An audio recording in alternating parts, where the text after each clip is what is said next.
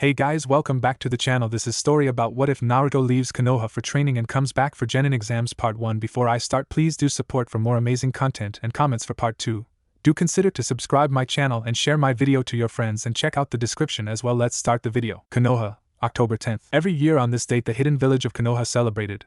Every year a huge festival was held to commemorate the village's victory over the nine-tailed fox demon Kyubi. 6 years ago to the day the fox had attacked Konoha, all attempts to stop the demon's rampage resulted in the deaths of those who tried and failed to stop it, that is until he arrived on the scene.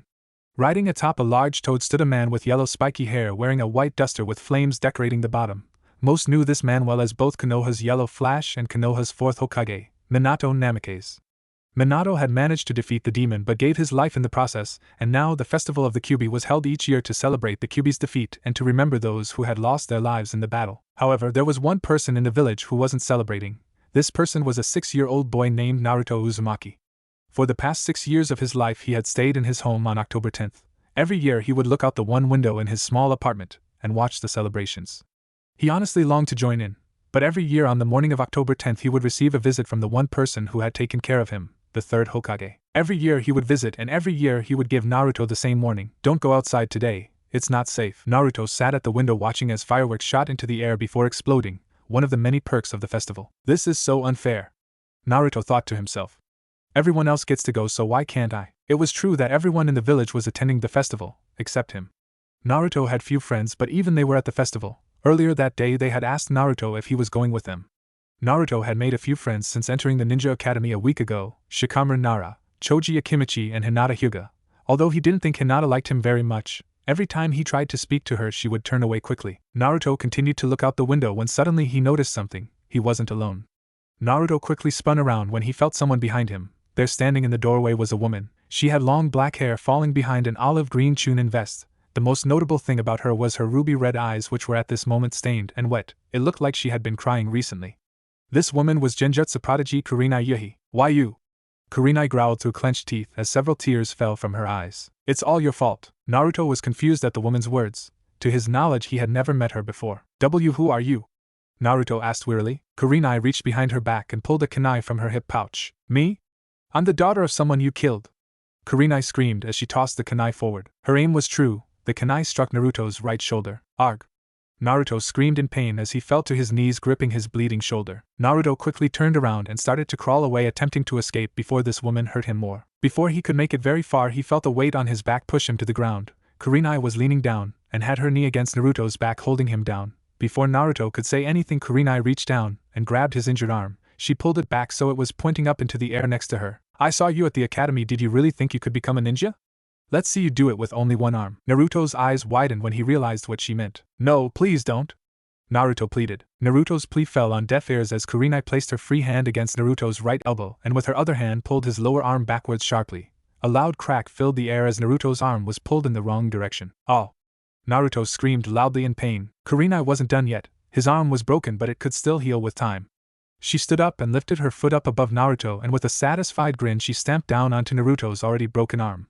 Naruto continued screaming as Kurenai continued to slam her heel into his arm time after time. With every strike, Kurenai could hear another crack come from his arm. After a few moments Kurenai stopped and stepped back. Naruto's right arm was a mangled mess. It was twisted in an awkward position. Every bone in his right arm was broken. It would never heal properly. "Now I'm going to make you feel what my parents felt when you killed them, you devil," Kurenai said as she started performing several hand seals. Tiger, boar, rabbit, dog, ram. Suddenly Naruto found himself in the streets of Konoha. The sky was a blood-red color. As he raised his head to look for any kind of help he was met with a horrifying sight. All of Konoha was on fire, and walking the streets were horrible apparitions, humanoid creatures with blood-red eyes and skinless flesh and clawed hands.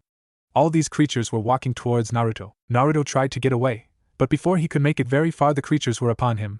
They piled on tops of him and started biting and clawing at him to rip him to pieces. Kurenai watched as Naruto thrashed around on the ground screaming in both pain and fear. She was using her most powerful genjutsu on him. To Naruto's perception he was being torn to pieces time and time again by hundreds of demons. There was also a time difference in the genjutsu. A minute in the real world was a week in the genjutsu. Kurenai continued to keep the technique active. She had trapped Naruto in it nearly 5 minutes ago. So to Naruto he had been trapped in the genjutsu for over a month, being constantly tortured and ripped apart by the demons. After the first few minutes Naruto had stopped thrashing around and was silent. He was breathing heavily but never made a sound as he laid face down on the ground. Kurenai knew what was happening. Naruto was losing his mind. Kurenai smiled as she stepped forward and leaned down to him. It would just be a few more seconds before it was finished. Look at me, you devil, I want to look into your eyes as all that you are slips away, Kurenai said as she grabbed his shoulder and turned him around to lie on his back. As she did, her eyes widened at what she saw. Tears were cascading down his face from eyes which were completely stoic and empty of any emotion. Kurenai slowly stood up and started stepping back as she remembered something she had learned years ago. Devils never cry, Kurenai muttered to herself as she felt tears welling up in her eyes as the horrible truth of what she had done dawned on her. Oh God, what have I done? Kurenai quickly placed her hands in the ram's seal and muttered, Kai! Release! The genjutsu was dispelled, but Naruto remained still. Kurenai rushed to Naruto and lifted his head into her arms. Naruto! Naruto, say something, please! Kurenai said as tears fell from her eyes. Naruto still made no sign of recognition. The damage her genjutsu was meant to do had been done. Kurenai sat there for several minutes, hugging Naruto's head to her chest while rocking back and forth. She thought back to everything she had done to Naruto in the past 15 minutes, and cried harder. She had wanted to see all that Naruto was slip away, and now she had destroyed the mind of a 6-year-old child. Kurenai thought hard about what she could possibly do to help him. But if there was anybody who could help Naruto, it was the Hokage. She carefully slipped backwards and laid Naruto's head down carefully. I promise, Naruto. I'll be back and I will bring you back, Kurenai whispered in Naruto's ear, hoping that in some way he could hear her. She then placed a light kiss on his forehead before standing up and running from the apartment building, but not before locking his door to stop anyone else finding him in this state, as they may decide to take advantage of it. Within Naruto's mind something was happening. Within the halls of his mind stood a large metal gate with a kanji 4 seal placed over it. Within the gate a presence stirred. Grr. Troublesome child couldn't even defend himself against a single human female. Outside the gate sat Naruto. He sat with his knees pulled up to his chest with his arms wrapped around them. This Naruto was all that was left of Naruto's sanity. Kyuubi knew that if Naruto remained like this, he would be easy pickings for the villagers. I guess I have no choice, I'll help you, kid, but you had better not screw up. The Kyuubi growled from the other side of the gate. Slowly red chakra started to pour from the gate, and started to wrap around Naruto's prone form. Slowly Naruto raised his head to look at Kyuubi. Okay, listen to me, kid, because I don't think we have much time. What I'm doing is going to help you. In the meantime, you have to leave this place. You have to leave Konoha, got it? Kyuubi asked with a rough voice. Naruto slowly stood up and nodded. On the top floor of the Hokage towards sat the third Hokage himself. He was straining to finish his paperwork so he could join the festivities outside. He honestly pitied the next ninja to take the position of Hokage. Just as the third Hokage paced his pen down and stood up, his office doors suddenly burst open and in ran a woman he recognized as Kurenai. Hokage-sama! Kurenai yelled as she entered the room. The Hokage took a look at Kurenai and noticed the state she was in. Her eyes were glistening with fresh tears. Kurenai, what's the matter?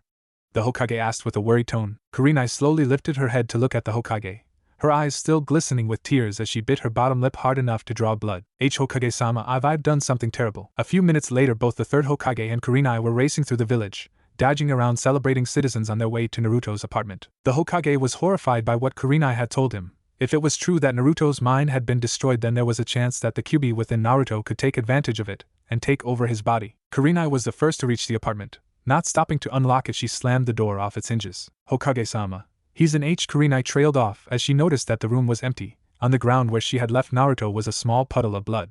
The window that Naruto had been looking out of when she arrived was wide open. Kurenai was in shock. She slowly walked towards the open window. And Naruto, Kurenai slowly whispered to herself, as if saying his name would bring him back. The Hokage spotted a bloody kunai stabbed in a small table next to the window. He walked over to it and pulled it loose. That's when he spotted something carved into the wood of the table itself with the kunai. Kurenai, the Hokage said to get her attention. Kurenai turned and saw what the Hokage was looking at. On the table next to the window, 3 words had been carved crudely into the wood. Devils never cry. Kurenai read the words and slowly stepped backwards. When she reached the wall, she fell down and clutched her knees to her chest as she started to cry. The Hokage meanwhile was in conflict. The punishment for mentioning the fox in Naruto or attacking Naruto was death, but he knew these were unusual circumstances. Nonetheless, he needed to punish Kurenai. Kurenai, the Hokage said to gain her attention. Kurenai slowly lifted her head to look at him. She knew what he was about to say. She knew the law. Kurenai, you are hereby forbidden from telling anybody what happened tonight. You are also banned from participating in the Jounin exams for 5 years. With that said, the Hokage turned and walked from the apartment. He needed to instruct the Konoha ANBU to start searching for Naruto. Kurenai was surprised by the Hokage's leniency, but somewhere in her heart she knew that living with the knowledge that she destroyed a child's mind was worse than death. 6 years later, it was less than an hour from dawn in the temple town of Kureichi. All was peaceful, at least from the outside. Over the past few days, people had been found grisly murdered in the streets, their bodies torn apart. At this moment, 2 people were running through the back alleys. The first was a brunette woman with tan skin named Bonnie wearing a red kimono. The second was a bulky man with short blonde hair named Brick. They scrambled to run through the back alleys as fast as they could, but no matter how fast or how far they run, the thing chasing them always seemed to be right behind them. "Brick, it's gonna kill us. What do we do?" Bonnie asked in a frantic voice. "Judd, keep running," Brick shouted to her. They quickened their pace, but they could still hear its footsteps getting louder and louder as it gained on them. They ran top speed but were horrified when they came to a dead end at the end of the alley. "Quick, back the other way," Brick shouted. They both turned to run back, but it was too late. Standing at the entrance of the alley they had just ran down stood a dark figure hidden by the shadows. As the dark figure started walking towards them, Bonnie fell to her knees with her face in her hands as she started to weep. Please don't hurt me," Bonnie pleaded as she wept into her hands. The footsteps got closer and closer until eventually the figure was standing directly over Bonnie. "Nice try," the dark figure said, "but devils never cry." Suddenly Bonnie's head snapped up from her hands with changed features. Her eyes shone blood red and her teeth had become fangs. Absolutely no tears were on her face. She suddenly jumped from her kneeling position and lunged at the dark figure. "Rafa!" Bonnie roared in demonic rage. Boom! Something in the dark figure's left hand flashed as the booming sound filled the area. Bonnie's head snapped back almost immediately. She fell to the ground with a gunshot wound to her forehead. After a few seconds of silence, her body turned to dust and was blown away in the breeze. Brick saw his girlfriend killed and stepped back against the wall, his eyes glowing red just as hers had. The dark figure stepped forward into the moonlight, revealing his features for the first time since he had been chasing the two. He had spiky blonde hair and light blue eyes. He had 3 whisker markings on each cheek. He wore black boots, red pants, and a black turtleneck covered with a crimson-red vest which was buckled shut with 4 metal clasps. Finally, he wore a red duster the same color as his vest, but the bottom of the coat was decorated with orange and yellow flames. His left hand held a large silver revolver gun that was aimed right at him. His right arm, however, was in a sling, and a metal cast completely covered his arm below the elbow. Who are you?" Brick asked in a demonic voice. The figure stepped towards Brick and lowered his gun. "Naruto Uzumaki, Demon Hunter." Naruto introduced himself just as he backhanded Brick hard across the face, causing him to fall backwards into a pile of trash bags. Naruto stood over Brick and pointed his gun directly at his face. "Now where is it?" Naruto asked, as if Brick knew what Naruto was talking about. Brick's eyes widened when he realized what Naruto was after. "No, I can't tell you. Even if I do tell you, you'd kill me," Brick stuttered. Naruto grinned as he holstered his gun and grabbed Brick by the collar and pulled him to his feet. "Take me to it, and I'll consider you a loose end," Naruto said with a smile as he tossed Brick towards the alley entrance. Brick thought about it for a moment. By the looks of it, this Naruto kid could only use one arm. If he took him to it, then the other demon guards could overpower him. Fine, Brick stuttered. 10 minutes later, in a small building on the edge of Kureichi town sat 3 people, all sat around a small table in the center of a large empty room. 6 pillars in the room held the building up, and there were only 2 other doors.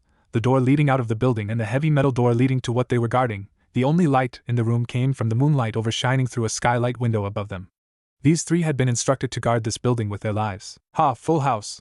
one of the men shouted as he slammed his cards down for all to see and quickly leaned forward to grab his money. "Hold it, pal," the second one said as he revealed his cards. "Straight flush," the man said with a smile on his face as he pulled the money towards him. "Damn it," the first man said as he punched the table.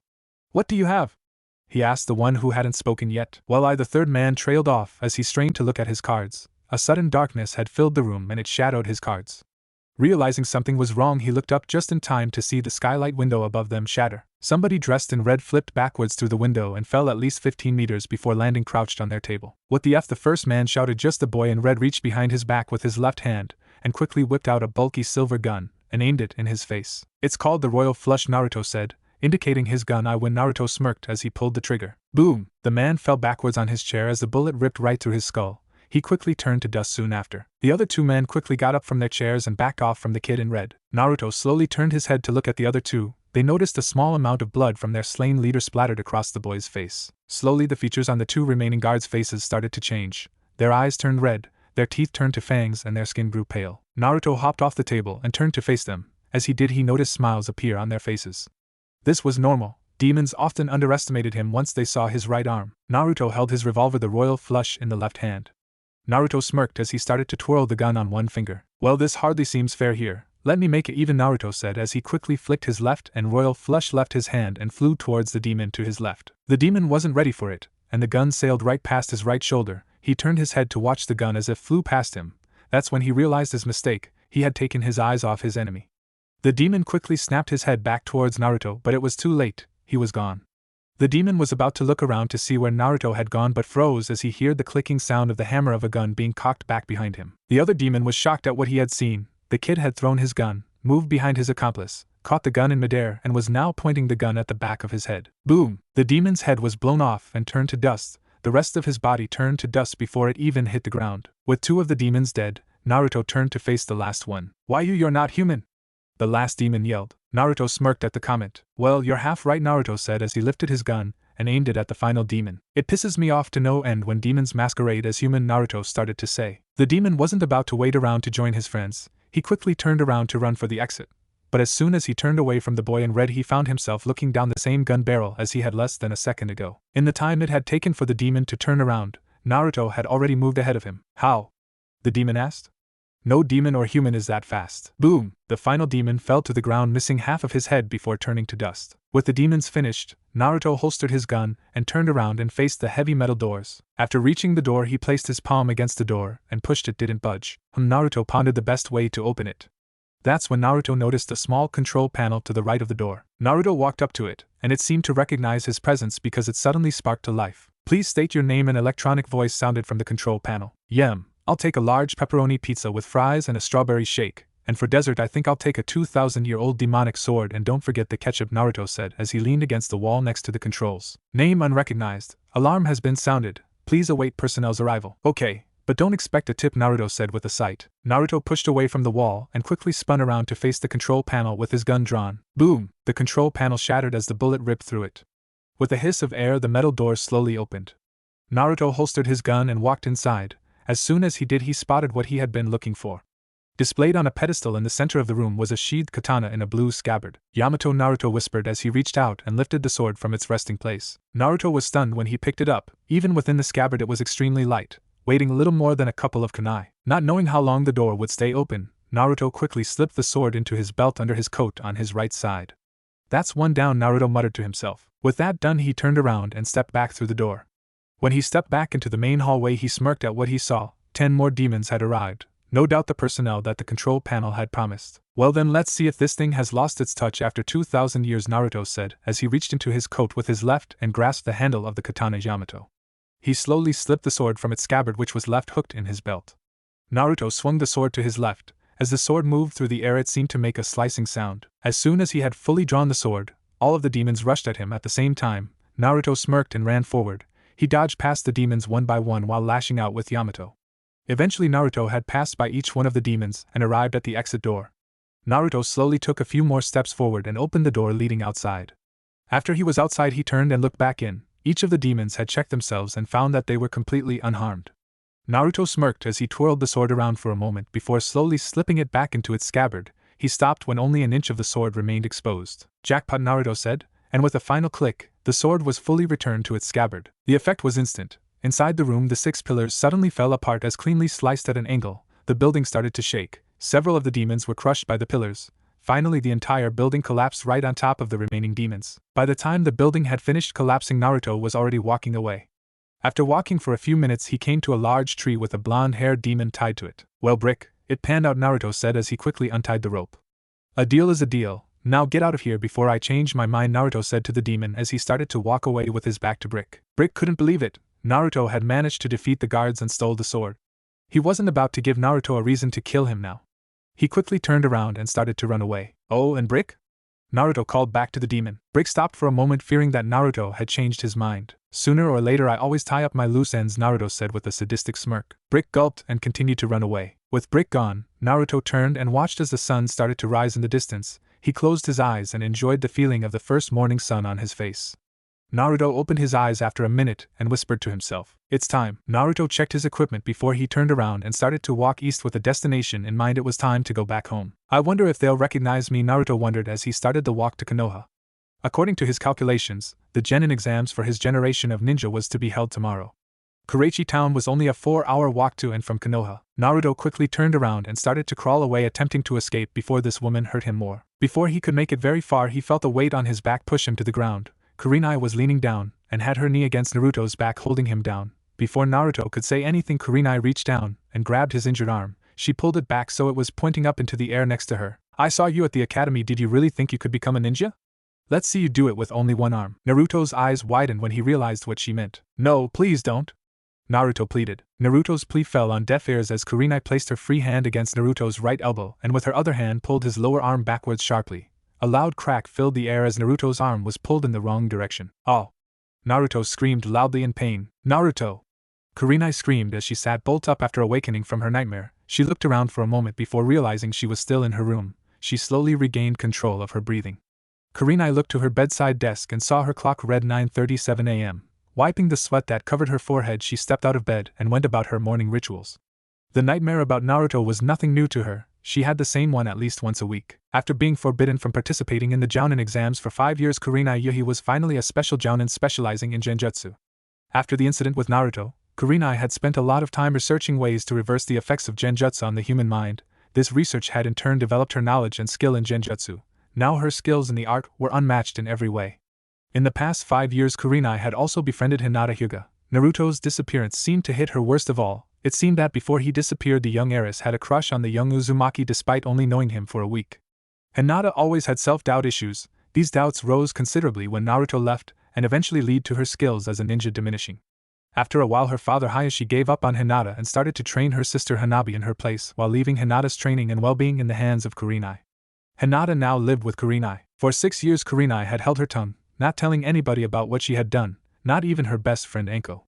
It broke Kurenai's heart each time she heard Hinata crying at night, knowing that it was her fault he was gone, and most likely dead, yet still unable to tell anyone. Once becoming a Jounin, a ninja has a few different options. They can continue to participate in high-rank missions, they can apply to join ANBU or another profession like interrogation and torture, or they can choose to lead a new team of genin fresh out of the academy. Kurenai had chosen the last option and was to be assigned 3-man team the day after tomorrow. Kurenai finished washing and dressing in her usual attire and exited her house. She had 2 days off from her ninja duties in order to prepare for the team she was to be assigned. But now she was on her way to a local dango restaurant to meet Enko for lunch. A few minutes later, Kurenai walked into a small restaurant and quickly noticed her best friend Enko Mitarashi sitting in a corner helping herself to heaps of dango. "Good morning, Enko-san," Kurenai said cheerfully as she took a seat across from her fellow Jounin. Enko managed to pull her attention away from her dango for long enough to realize Kurenai had arrived. "What took you so long?" Enko managed to ask despite a mouthful of food. Naruto grinned as he finally came within sight of the gates to Konoha.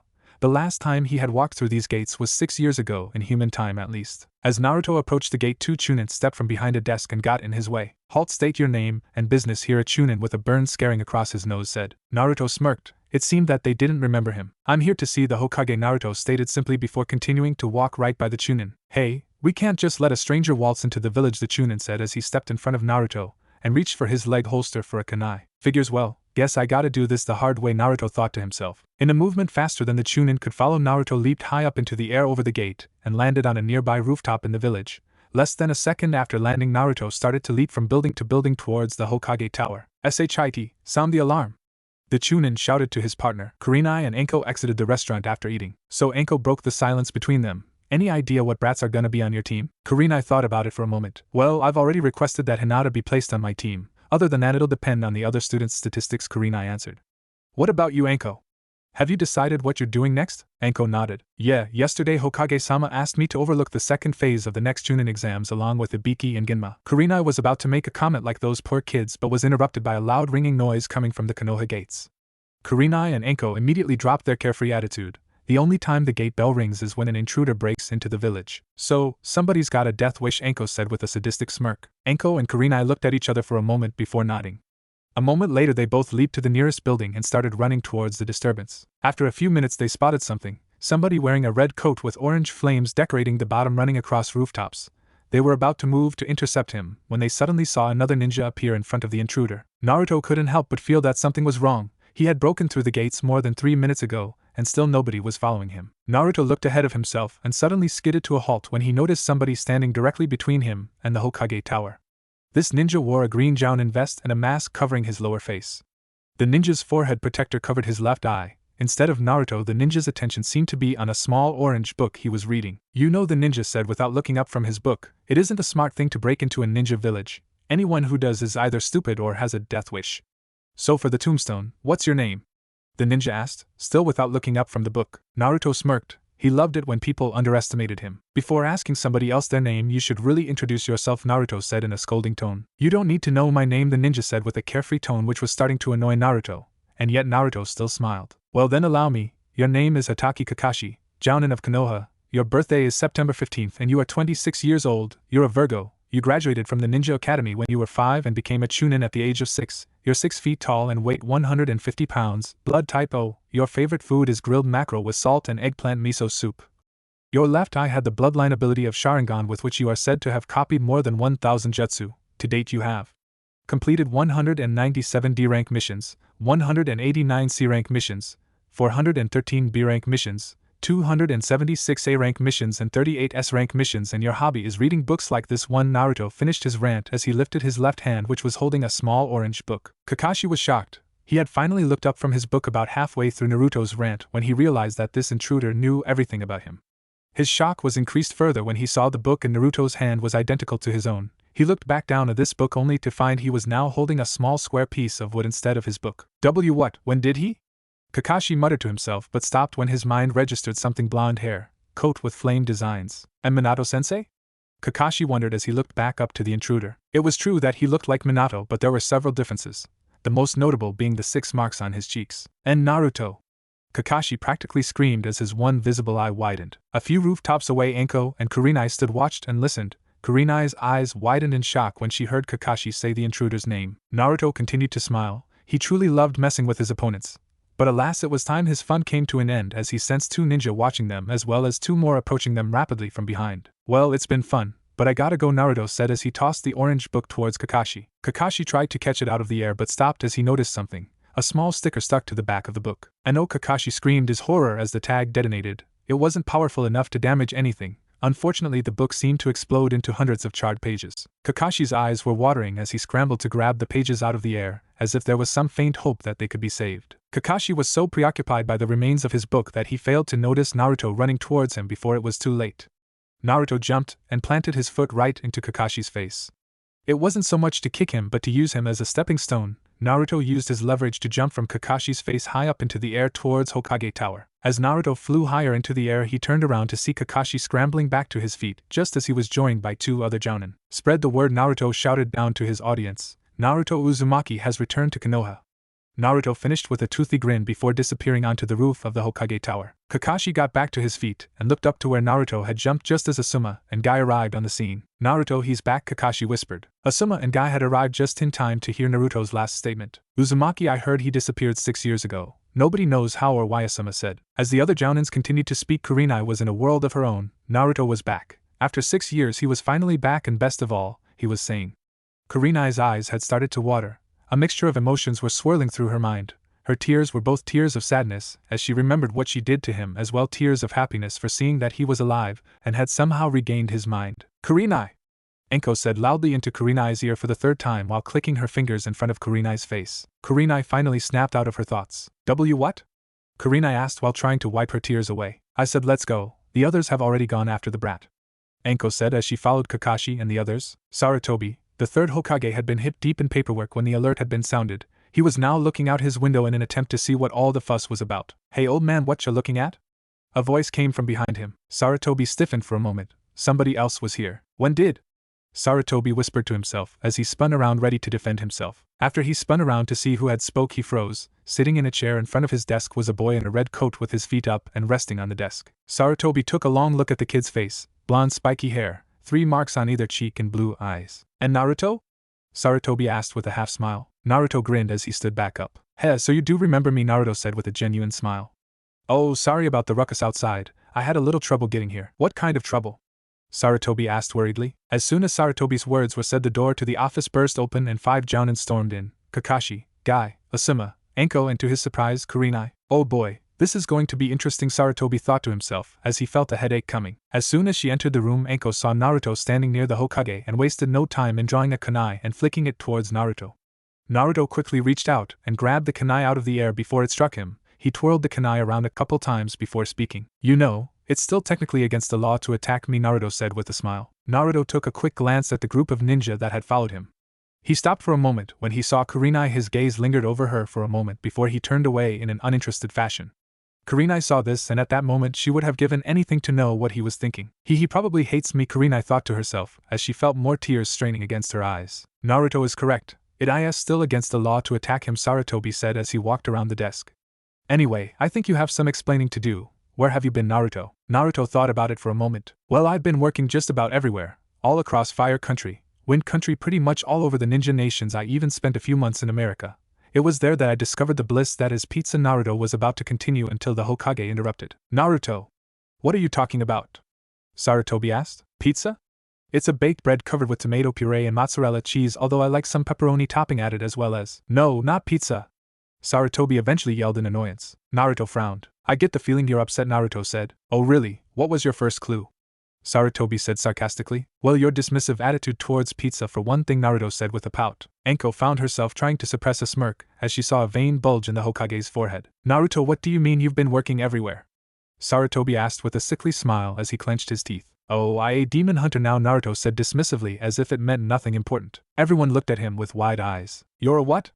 Sarutobi asked, thinking he had heard Naruto wrong. A demon hunter. I travel from village to village hunting and exterminating them. It seems no matter what village I end up in, there is always some demonic presence. However, years ago I made a promise that I would become a ninja and eventually Hokage, and I never go back on my word, so I'm here to take the genin exam. It's tomorrow, right? Naruto asked. Sarutobi took a few moments to digest everything that Naruto had told him. Even after what happened, he still wanted to become a ninja. Well, what skills do you have? Sarutobi asked. I have basic ninja skills, but my main strength is in Kenjutsu, Naruto explained. He was about to say something else but was interrupted by a loud snort from Kakashi. Is that all? That hardly qualifies you to become a ninja, Kakashi asked mockingly. Naruto had a smirk plastered across his face. No, that's not all. I was also able to break past the defenses of this village, including a pervert jounin, and infiltrated the Hokage's office without him noticing, Naruto said as he smirked at both Kakashi and the Hokage. How about now, you think I qualify? Naruto finished with a cocky tone. Kakashi though hard trying to come up with a comeback, that when he noticed Naruto's arm. What about your arm? Kakashi said while pointing at Naruto. Kurenai looked at Naruto's arm for the first time since she had seen him, and she stiffened when she saw his arm hanging limp across his chest in a metal cast. No, please don't, Naruto pleaded. Naruto's plea fell on deaf ears as Kurenai placed her free hand against Naruto's right elbow and with her other hand pulled his lower arm backwards sharply. A loud crack filled the air as Naruto's arm was pulled in the wrong direction. Oh! Naruto screamed loudly in pain. Kurenai wasn't done yet. His arm was broken, but it could still heal with time. She stood up and lifted her foot up above Naruto, and with a satisfied grin she stamped down onto Naruto's already broken arm. Naruto continued screaming as Kurenai continued to slam her heel into his arm time after time. With every strike, Kurenai could hear another crack come from his arm. What about it? Naruto asked. What is wrong with it? Kakashi asked, still pointing at the cast. Naruto's gaze shifted to Kurenai for less than a second before looking back at Kakashi. It was very subtle, but Kurenai noticed it. I had an accident a few years back. Why? Naruto lied. Well, Kakashi said smugly, a ninja should be able to use both of his arms. Naruto had a smirk of his own. Yeah? Well, a ninja should also have depth perception, Naruto said, referring to Kakashi's eye. At this point, Enko couldn't hold back a quick laugh.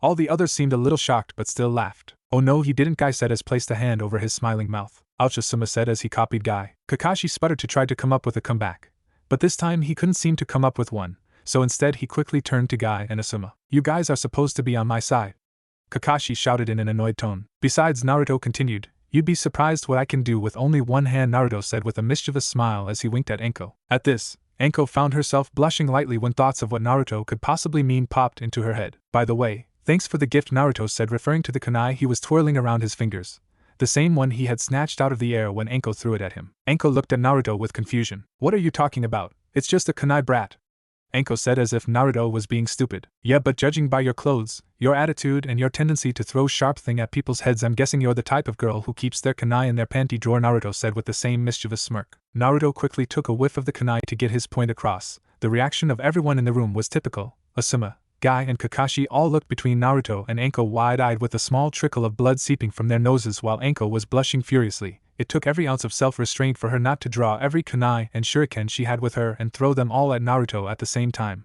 But throughout all the blushing, she never once denied what Naruto had said, and the reason why she didn't deny it was simple: she was a terrible liar. Sarutobi's headache was starting to turn into a migraine. Naruto had only been back for 10 minutes and already he was annoying him. But there was still a few questions that needed to be answered. Kakashi, Guy, Asuma, Enko, I need to speak to Naruto and Yuhi-san alone, Sarutobi said with a look on his face which screamed get out. A little confused but knowing not to question the Hokage, the four jounin backed out of the office and closed the door. Well, Kakashi said, I'm gonna go read my book. Enko looked at him with a confused look. Kakashi, your book was blown to peak. Enko's voice trailed off as she watched Kakashi reach into his side pouch and pull out another copy of the same book that Naruto blew up. Should have seen that coming, Enko muttered as a sweat drop appeared on her forehead. Meanwhile, back in the office, which was now only occupied by the Hokage, Naruto, and Kurenai. Okay, Naruto, there's one thing I need to know, the Hokage started. How are you? Why are you not?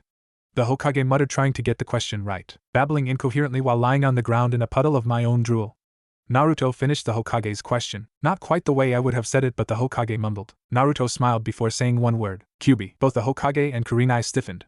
Naruto smiled at their reactions. Naruto, you know about the Sarutobi stopped speaking when he saw Naruto nodding. Yes, I know about him. After what happened 6 years ago, I was left in a vulnerable state.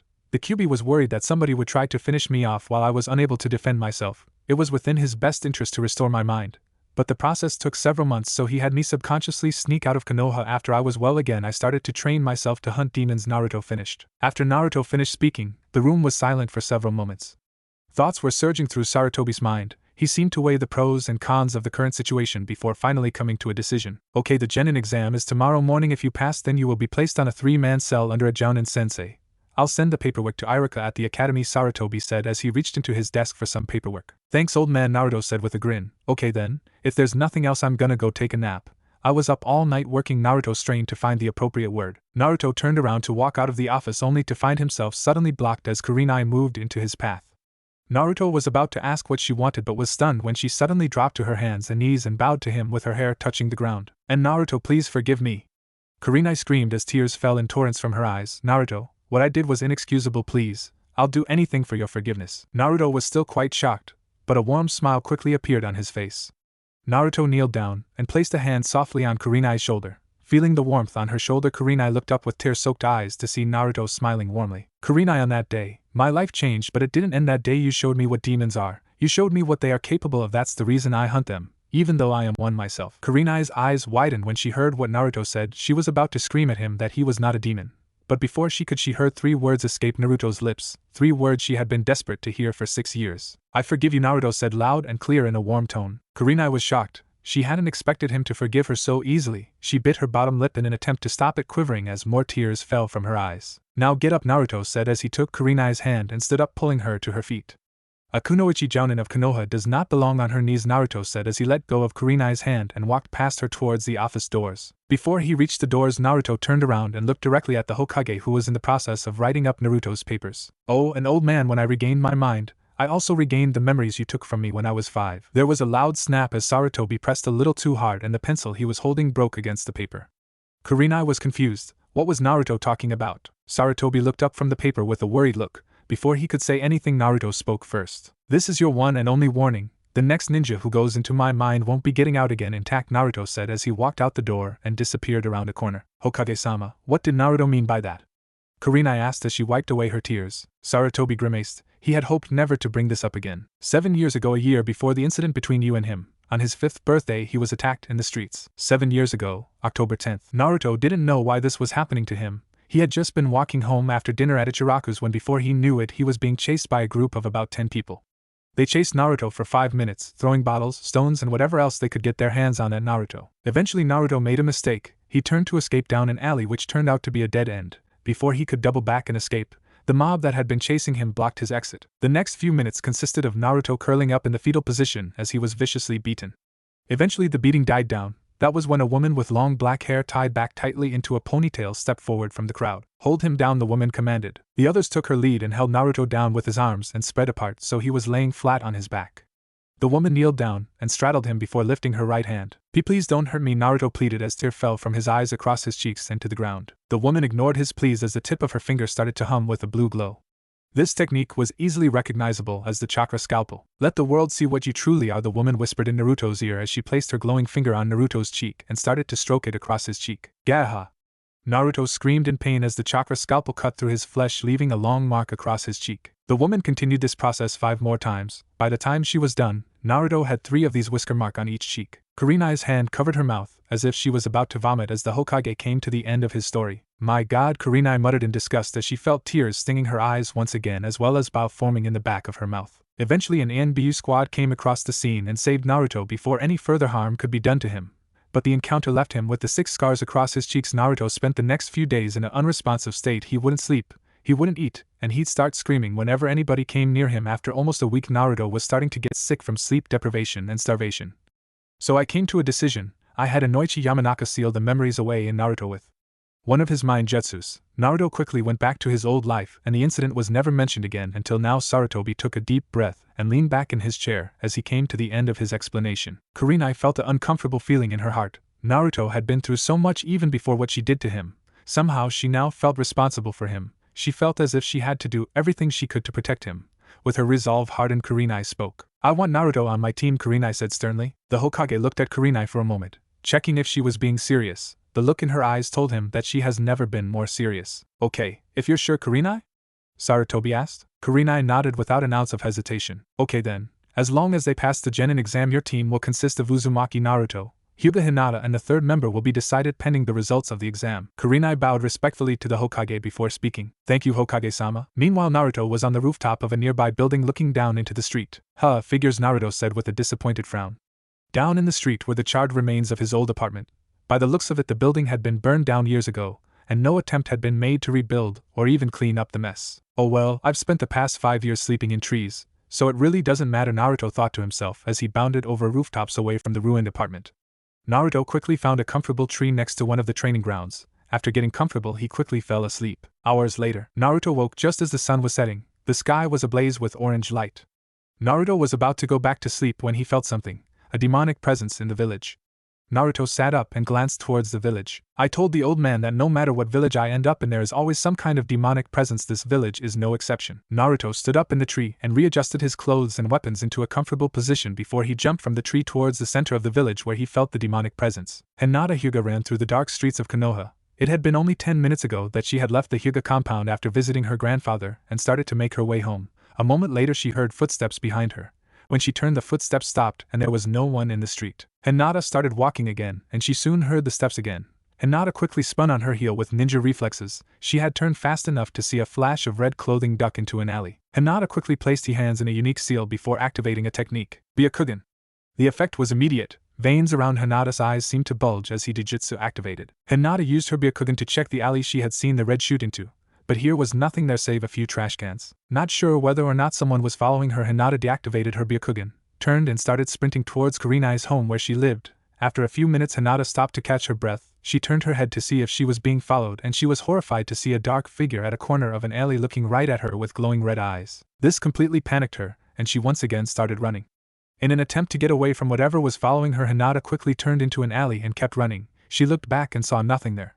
When she looked back the way she was running, she let out a frightened shriek. There was a man in front of her. His face was covered by the darkness of the alley. But Hinata could see that this man had blonde hair and was wearing a red leather coat, and the moonlight shone over the barrel of a silver-colored weapon that he was pointing at her head. Hinata quickly recognized the weapon as a Western weapon called a gun. No, please don't!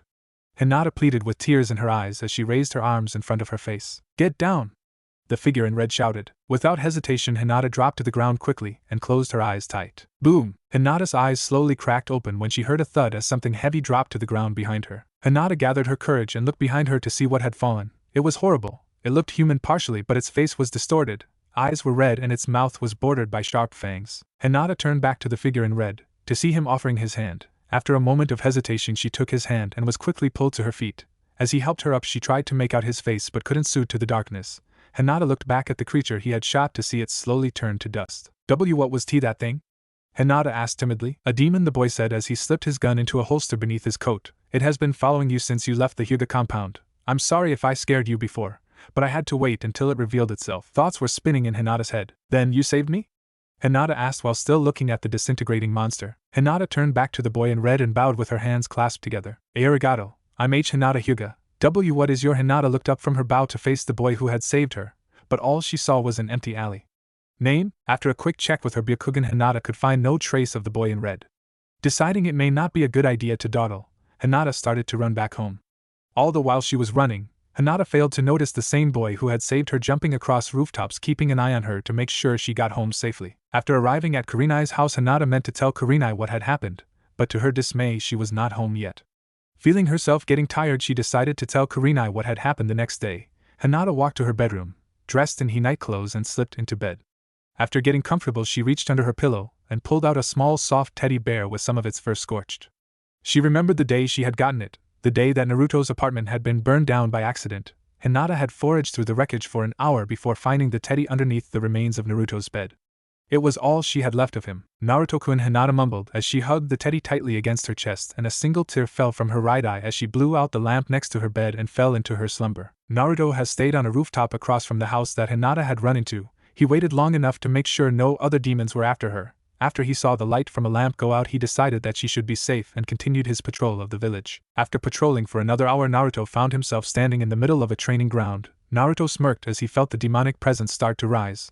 All around him, demons started to crawl from behind trees, from under the very ground itself, from out of a small lake nearby. Naruto smiled as he reached into his coat with his left hand and drew his revolver. "Time to go to work," Naruto said as he pulled back the hammer on the gun with a loud sielkuk. Over the next few minutes, several citizens of Konoha were woken up by loud booming noises. However, the sound soon ended and the rest of the night was peaceful. Naruto slowly awoke from his sleep. He slowly inched his eyes open to get used to the light of the rising sun. Thud! Suddenly the tree he had been sleeping in suddenly shook as if something had collided with it. Thud! This time the tree shook too violently for Naruto to keep his balance. In his half-asleep stupor he fell backwards and out of the tree. "Wah!" Naruto yelled just before he landed on top of something else, somebody else. "Ouch!" The person under Naruto yelled, and Naruto landed on him. After a few minutes, Naruto managed to stand up and look down at the person he had landed on. It was a boy wearing a green spandex. He had a bowl-cut hair and huge fuzzy eyebrows. Judging by the forehead protector wrapped around his waist, he was a Konoha shinobi. He seemed kinda familiar. "Ooh, what happened?" the boy asked in a daze. Sorry, I think I fell out of the tree and landed on you," Naruto said in embarrassment, as he scratched the back of his head nervously. Naruto turned and looked at the trunk of the tree he had fallen out of. It was covered in dense and broken bark. Naruto quickly figured out what happened. "All the trees in Konoha, and I had to sleep in one that was being used for taijutsu training," Naruto thought to himself with a sweat drop. "Lee, what happened?" a voice called from the other end of the training area. Naruto turned and saw three others walking towards them. The one who had spoken looked creepily like the boy he had landed on. Green spandex, bowl cut, huge fuzzy eyebrows, Konoha forehead protector around his waist. The only two differences between the two shinobi was the presence of a jounin jacket and an obvious age difference. Naruto quickly recognized him as Might Guy, whom he had met the day before. Walking behind him were two younger shinobi. One had long black hair, wore a white top with black shorts, and had pure white eyes, an obvious Hyuga. The last one wore a blue top and white shorts. He had semi-short black hair and a bored expression on his face. "Guy-sensei!" Lee shouted as he quickly stood up. "I was training when this youthful man fell out of a tree. I believe I disturbed his sleep," Lee said in an unnecessarily loud voice before turning to Naruto. "I apologize. As punishment I shall complete 200 handstand push-ups, and if I am unable to complete them then I shall complete 50 laps around Konoha on my hands. And if I cannot complete them then I," as Lee went on and on, Naruto noticed that Guy was crying with tears of joy. "Lee, you are filled with the fires of youth. I shall join you on your mission of forgiveness." Guy screamed to the heavens with tears in his eyes. Lee saw that and also began crying. A few moments later the identical men were hugging and crying. "Gi-sensei, Lee, Gi-sensei, Lee, Gi-sensei, Lee, what are they doing?" Naruto asked the two normal shinobi with them, whom both looked too embarrassed of the scene to even look at them. "They do this all the time," the Hyuga answered. After a few moments the two men separated and wiped away their tears. Guy took a look at Naruto and realized who he was. "Ah, Naruto-san, it is good to see you again on this youthful morning," Guy said as he flashed his good guy pose. Naruto smiled awkwardly before bowing slightly. "Good morning, Guy-sensei," Naruto said respectfully. "Naruto-san, I would like to introduce you to my team. This is Rock Lee," Guy said as he indicated his clone. "Nice to meet you, Naruto-san," Lee said with his own version of Guy's good guy pose. "This is Hyuga Niji," Guy said, indicating the white-eyed boy who bowed in greeting. "And this is Uchiha Sasuke," Guy said, indicating the boy with the blue top who simply grunted in response. "Team, this youthful young man is Uzumaki Naruto. He will soon be joining the ranks of us ninja," Guy said as he slapped Naruto on the back hard. Hi," Naruto said with a grin. While Lee went about greeting Naruto, both Niji and Sasuke were pondering the same thing. "But you are older than us, aren't you? Shouldn't you have already become a shinobi?" Niji asked curiously. As Niji asked this, Naruto's breath caught in his throat. "Oh crap," Naruto thought to himself. "It's too soon for them to find out." Guy meanwhile was looking at Naruto in wonder. There was so much excitement the day before that he didn't notice, and obviously nobody else did. But now seeing Naruto standing next to his team he was able to compare their looks. He was 6 when he disappeared, and it has been 6 years, so that should make him 12, but he looks older than that. He should be the same age as Sasuke, and yet he looks older than Niji and Lee. Even though they are a year older than him, Naruto looked to be in his mid-teens at least. Guy was about to ask something but was interrupted by Naruto. "Oh gee, look at the time. I should really be going or else I'll be late for the genin exam." Naruto blurted everything out quickly whilst looking at a watch that wasn't there. After he finished he quickly turned around and started running towards the village. Guy was suspicious of Naruto's behavior but decided to let it go for now. But when he next saw Naruto he would have a talk with him. That was too close, Naruto sighed as he entered the main village area.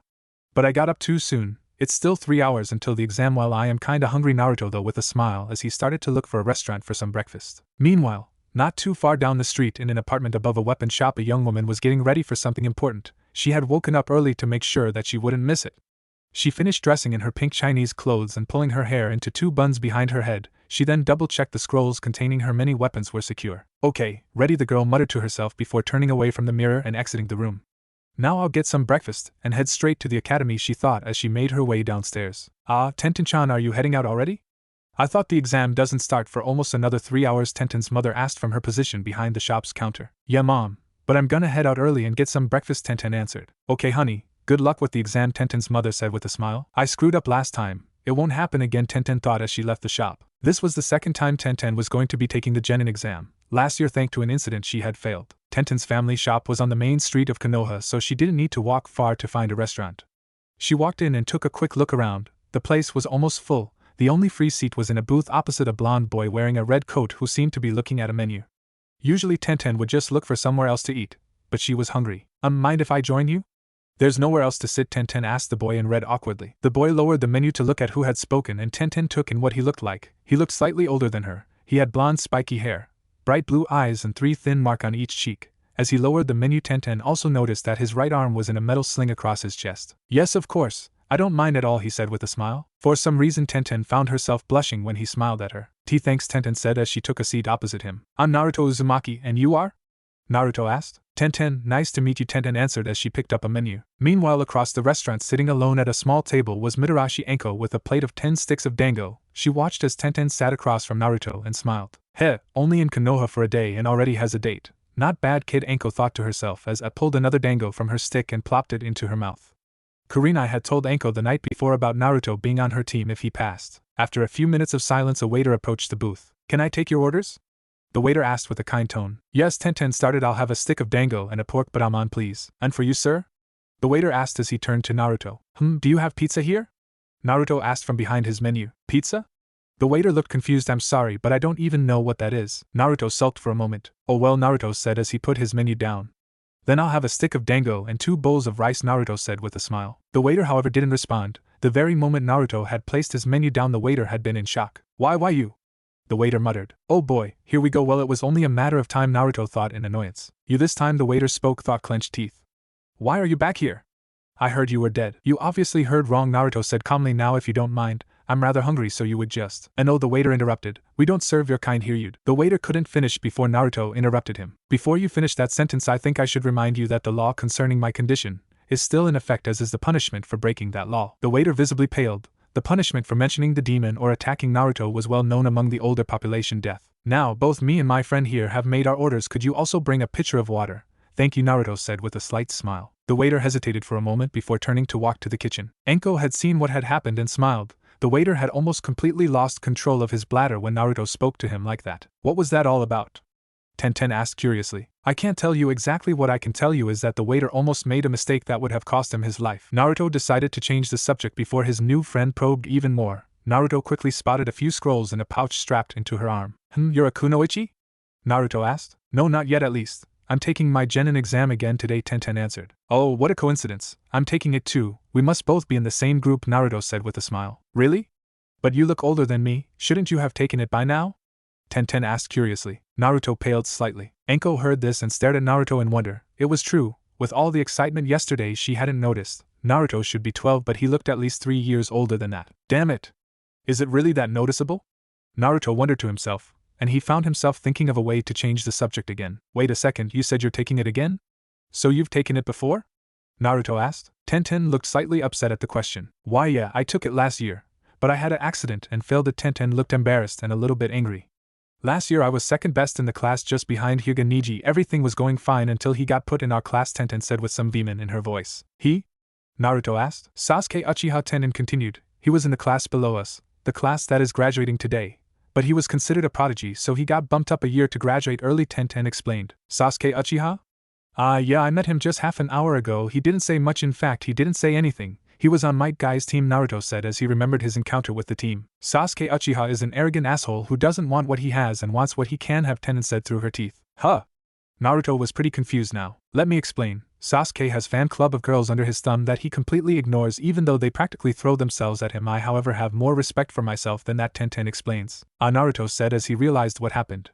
You were the one girl who wasn't interested in him. So you were the one girl he wanted, Naruto realized. Yeah, well, the day before the genin exam last year we split up to spar with partners. I was paired with Sasuke. He had already been bugging me for weeks to be his girl. He acted as if he was doing me a favor, and I turned him down each and every time during the spar. He caught me in a hold from behind. He held my wrist in one hand and his other hand. Tenten suddenly stopped and blushed furiously.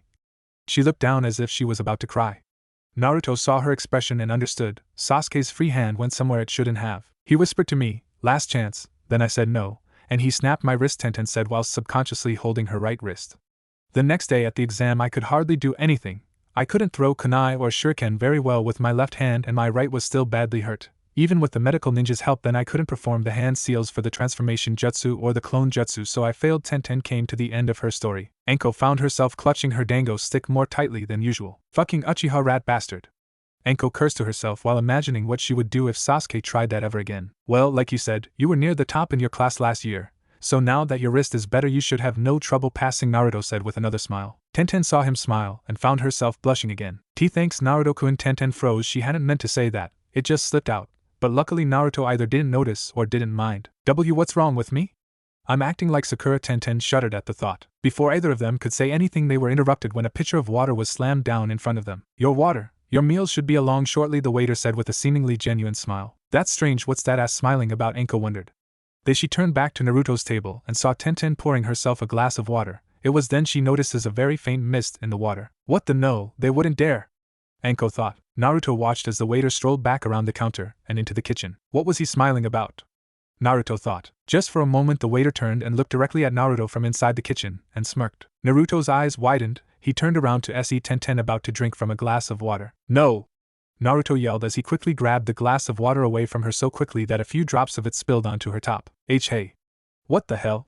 Tenten asked in an annoyed tone. Anko sighed in relief. She had just been about to stop the girl from drinking, but Naruto beat her to it. She didn't know what was in the glass with the water, but it couldn't have been anything healthy.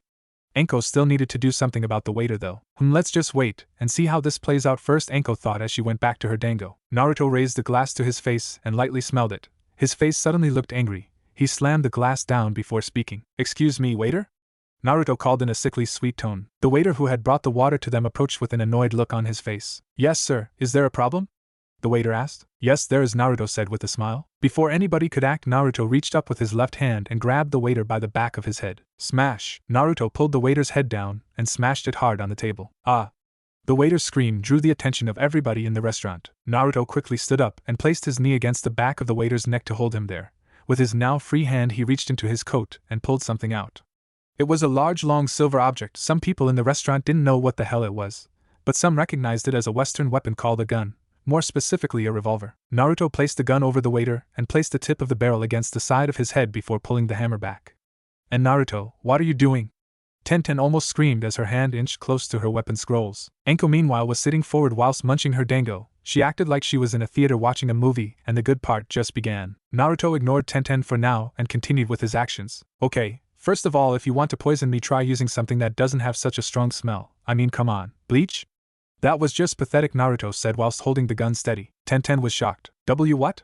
No way. Tenten's thought was interrupted when she noticed something misty in the water. She then looked down at where some of the water had splashed on her. Sure enough, there were white spots on her pink shirt where the water had landed. My god. Tenten almost vomited. She had been a few seconds away from a very painful fate. Naruto, you saved me. Second of all, if you want to try to poison me, make sure you poison me and not an innocent girl I happen to be sitting with, Naruto continued. And third, the thing I'm holding against your head can propel a piece of metal with so much force that after ripping through your head it'll go down through the table, through the floor, and then it's travel through the earth for about 5 meters before finally coming to a stop. Now give me a reason not to pull the trigger, Naruto said with a smirk. PP please, I don't want to die, the waiter said with tears running down his face and onto the table. That's what I thought, Naruto said as he slowly lowered the hammer back down and tucked the gun into his jacket. Naruto then moved his knee from the waiter's neck, causing him to flop to the ground crying. Naruto turned to Tenten with an apologetic frown. Tenten, I'm sorry. Because of this guy you almost, Naruto couldn't say it. Thank you, Naruto-kun, Tenten muttered just loud enough for Naruto to hear. Naruto smiled before getting an idea. Well, for some reason don't think we can really trust the food that these guys are gonna bring us, Naruto said whilst looking at the pitcher of water and bleach. But if you like, I have something else to eat, Naruto asked hopefully. Tenten smiled and nodded. Tenten stood up and joined Naruto in walking out of the restaurant. Just before walking out, Naruto spoke without turning around. You know, it's not polite to spy on people, Anko-chan. Anko had been in the middle of taking a sip of water when Naruto spoke. Her shock at what Naruto said caused her to choke slightly. Cough cough, that's Anko-sama to you, brat. Anko shouted from her spot at the back. but Naruto and Tenten were already gone. Maybe Kurenai's got the right idea about being a sensei. Especially for that brat Anko though, with a smile as she picked up his final dango stick. The waiter was finally trying to stand up. "That fucking demon," the waiter said through clenched teeth. I'll kill him." He started to reach for a carving knife, only to have a sharp pain go through his hand in the form of a finished dango stick. "Oh." The waiter screamed as his hand is impaled. Anko strolled over and grabbed the waiter by the collar. "I think you and I need to have a talk at the interrogation department. Maybe Ibiki will want to join in." Meanwhile, Tenten and Naruto were talking side by side towards the academy. Tenten was about to say something when her stomach suddenly let out a loud growl. Tenten's sweat dropped and blushed. "Sorry," Tenten said apologetically. Naruto smiled as he reached into one of his side pouches and pulled out a scroll of his own. "Don't worry, I have the perfect thing to solve your problem." Seeing as Naruto only had one usable hand, he placed part of the scroll in his mouth and unrolled it, before dropping the scroll to the ground. Tenten looked at the seals inside. They were basic item seals used for food, weapons and other useful items. Her own scrolls were filled with them, holding her many weapons. "Okay, what would you like? Pepperoni? Peppers? Vegetarian?" Naruto asked as if she would understand. "Huh?" Tenten asked with a confused look. Sorry, I forgot," Naruto said with an awkward laugh. "Okay, seeing as it's your first one you may as well stick to basics, so margarita it is." Naruto placed his hand over one of the seals and something appeared in a poof of smoke. It was a flat cardboard box with the word pizza over the top. It took a moment, but Tenten's nose was quickly filled with a very mouth-watering smell. What is that?" Tenten asked whilst she tried to keep herself from drooling. "This, Tenten, is pizza," Naruto said with a flair as he opened the box, showing a circle object covered with yellow, white and red toppings sliced into 6 equal pieces. "It's a baked bread covered with tomato puree and cheese. I fell in love with this stuff when I was in America, so before I came back I bought 200 of the things and sealed them into this scroll." Tenten awkwardly picked up a slice and looked at it warily. It looked strange, but it smelled fantastic. Taking a deep breath, Tenten raised it to her mouth and took a bite. "And in 3, 2, 1, Naruto," though with a smile. Tenten's eye widened and so did her mouth. "Holy yes." Hinata's eyes slowly fluttered open. She spotted the clock across from her, and her eyes widened. The exam was in less than half an hour. Then Hinata remembered what happened last night, the monster that stalked her and the boy in red who had saved her. In her excitement when she got home she forgot to set her alarm. Hinata quickly jumped out of her bed and ran from the room towards the bathroom whilst throwing off her pajamas in the process. She quickly took a shower and brushed her teeth simultaneously. After washing, she left the bathroom in a wet towel and entered her room. She quickly threw on her usual outfit of a pair of khaki pants, black top with fishnet sleeves covered by her beige hoodie. Hinata finished getting dressed and saw that she had 20 minutes remaining. She got up and took out of her bedroom door. As she did, she spotted Kurenai sitting at a table in her own pajamas drinking some tea. "Good morning, Hinata. Aren't you supposed to be at the academy?" Kurenai asked with concern as she noticed the time. "I forgot my alarm and slept in." Jigomen, Hinata apologized with a bow. Kurenai chuckled. Hinata still hadn't let go of the habit she gained living with her clan. She kept apologizing for the smallest things. "It's okay, Hinata. Do you have time for tea?" Kurenai asked. "And no, I have to go now. See you later, Kurenai-sensei." With another quick bow, Hinata quickly left. After Hinata was gone, Kurenai had a strange feeling, as if she had forgotten something. After a few more moments it came to her. I probably should have told her about Naruto. Well, it'll probably be more interesting this way, Kurenai thought with a smile as she continued sipping her tea. After 10 minutes of continuous running, Hinata made it to the academy with 10 minutes to spare. She quickly walked in and made her way to the classroom. Nearly everyone was already there. Tenten was already at the class. She had been the first one here over an hour ago. She spotted Hinata walk into the room and smiled. She respected Hinata simply for the fact that she was the only girl in the class other than herself that didn't fawn over a certain Uchiha. Hinata took her regular seat and waited. After a few more minutes, 2 men walked into the room. One wore a olive green chunin vest, had brown hair tied back and a long scar across his nose. The second also wore the same vest and had semi-long silver hair. These two were their instructors, Irika and Mizuki. "Okay class," Irika started. "Welcome to the Genin exam. The exam is split into 3 sections," and Irika stopped when he noticed something in his notes. It seems that there will be another student joining us for the exam." Before any questions could be asked, the door to the classroom opened, and in stepped a blonde boy dressed in red. Hinata's eyes widened. It was him, the one who saved her the night before. Last time his face had been hidden in the shadows. This time his face was completely visible. Her heart skipped a beat. Blue eyes, 6 whisker marks. "And no, it's impossible," Hinata tried to reason with herself. Her whole body was shaking. "Irika-sensei, I'm here for the exam," the boy spoke, and Hinata's mouth started quivering. His voice was more mature, but something about it stayed the same. Yes, we're just about to begin. Why don't you introduce yourself?" Irika said to him. "Yes," he said as he turned to the rest of the class and looked it over. He spotted Tenten sitting near the back. He quickly remembered his manners and bowed. "Nice to meet you all. I'm Naruto Uzumaki." Naruto introduced himself. Thud. What was that noise?" Irika asked. "Wait a second, where's Hinata?" Is she absent? Hinata meanwhile was out of sight under her desk unconscious. And Naruto-kun, Hinata mumbled. Wait a second, Naruto? Naruto Uzumaki? Iruka recognized the name. Yeah, it's good to see you again, Iruka-sensei. It's been too long, Naruto said with a smile. Yes, 6 years, Iruka replied whilst returning the smile. It's him, the Kyuubi brat, what the hell, I heard that he was killed 6 years ago, Mizuki thought to himself. After scanning the room again, Naruto noticed 2 familiar faces, Choji and Shikamaru. Both of them looked stunned at his appearance. After a few minutes things had calmed down, Naruto had taken a free seat near the middle of the class. Hinata had woken up and was sitting nervously with a cherry-red face. Every few seconds she would turn and catch a glimpse at Naruto. Okay, as I was saying before, Iruka continued what he had been saying before Naruto came in. The Genin exam is split into 3 different sections that test 3 different abilities: weapon accuracy, transformation, and bunshin. Each section of the exam is worth a maximum of 100 points. That's a possible 300 points overall. To pass the exam you must have a minimum of 200 points. Any questions? Iruka asked as he paused. There was silence for a few moments. Okay then, if you all follow me out into the courtyard we can begin the weapon accuracy test. A few minutes later everyone was led outside where several targets had been put up. The target was a simple 3-layer ring with numbers labeling each ring, 10 for the center, 5 for the middle ring and 2 for the outer ring. Obviously the number were the amount of points you earn for hitting each target. Okay, you each will have 5 shuriken and 5 kunai each. Come up as I call each of your names. One by one Iruka called out names. Most of the students hit either the center or middle rings. Hinata was up next. She used her shuriken first and kunai second. Almost all of them hit the center except for 2 shuriken and 1 kunai that hit the middle ring. She seemed distracted by something.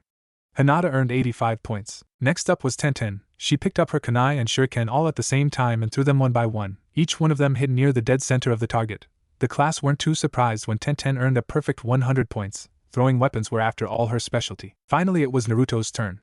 He stepped forward to the table where his weapons were. Iruka looked a little concerned. If he remembered correctly, Naruto was right-handed when 6 years ago, but now his right arm was in a metal sling, not to mention Naruto might not even know how to show them properly.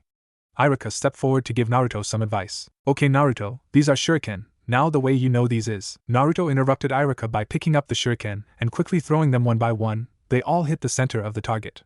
To say Iruka was shocked would be an understatement. Okay, next we have the kunai. Now this is a little different because they don't spin whilst in the air, so. Once again Naruto interrupted Iruka by picking up the kunai one at a time and throwing them at the target. Once more each of them hit the center of the targets. Iruka's mouth was wide enough to catch flies. Well, you've certainly got good aim with both shuriken and kunai, Iruka managed to say. Yeah, Naruto said with a smile. But I prefer this, Naruto said as he quickly reached into his jacket and pulled out something long as silver. Without waiting for a second he pointed it at the target, and boom! The end of the object seemed to flash for a moment, and the target exploded. Splinters of wood flew everywhere. Everyone in the class had covered their ears with the boom and had wide, white eyes and gaping mouths as they watched the target board explode. A gun! This kid uses a gun? Whoever heard of a ninja who uses a gun? Mizuki screamed inwardly. It was true that no ninja uses guns. They had 2 major weaknesses.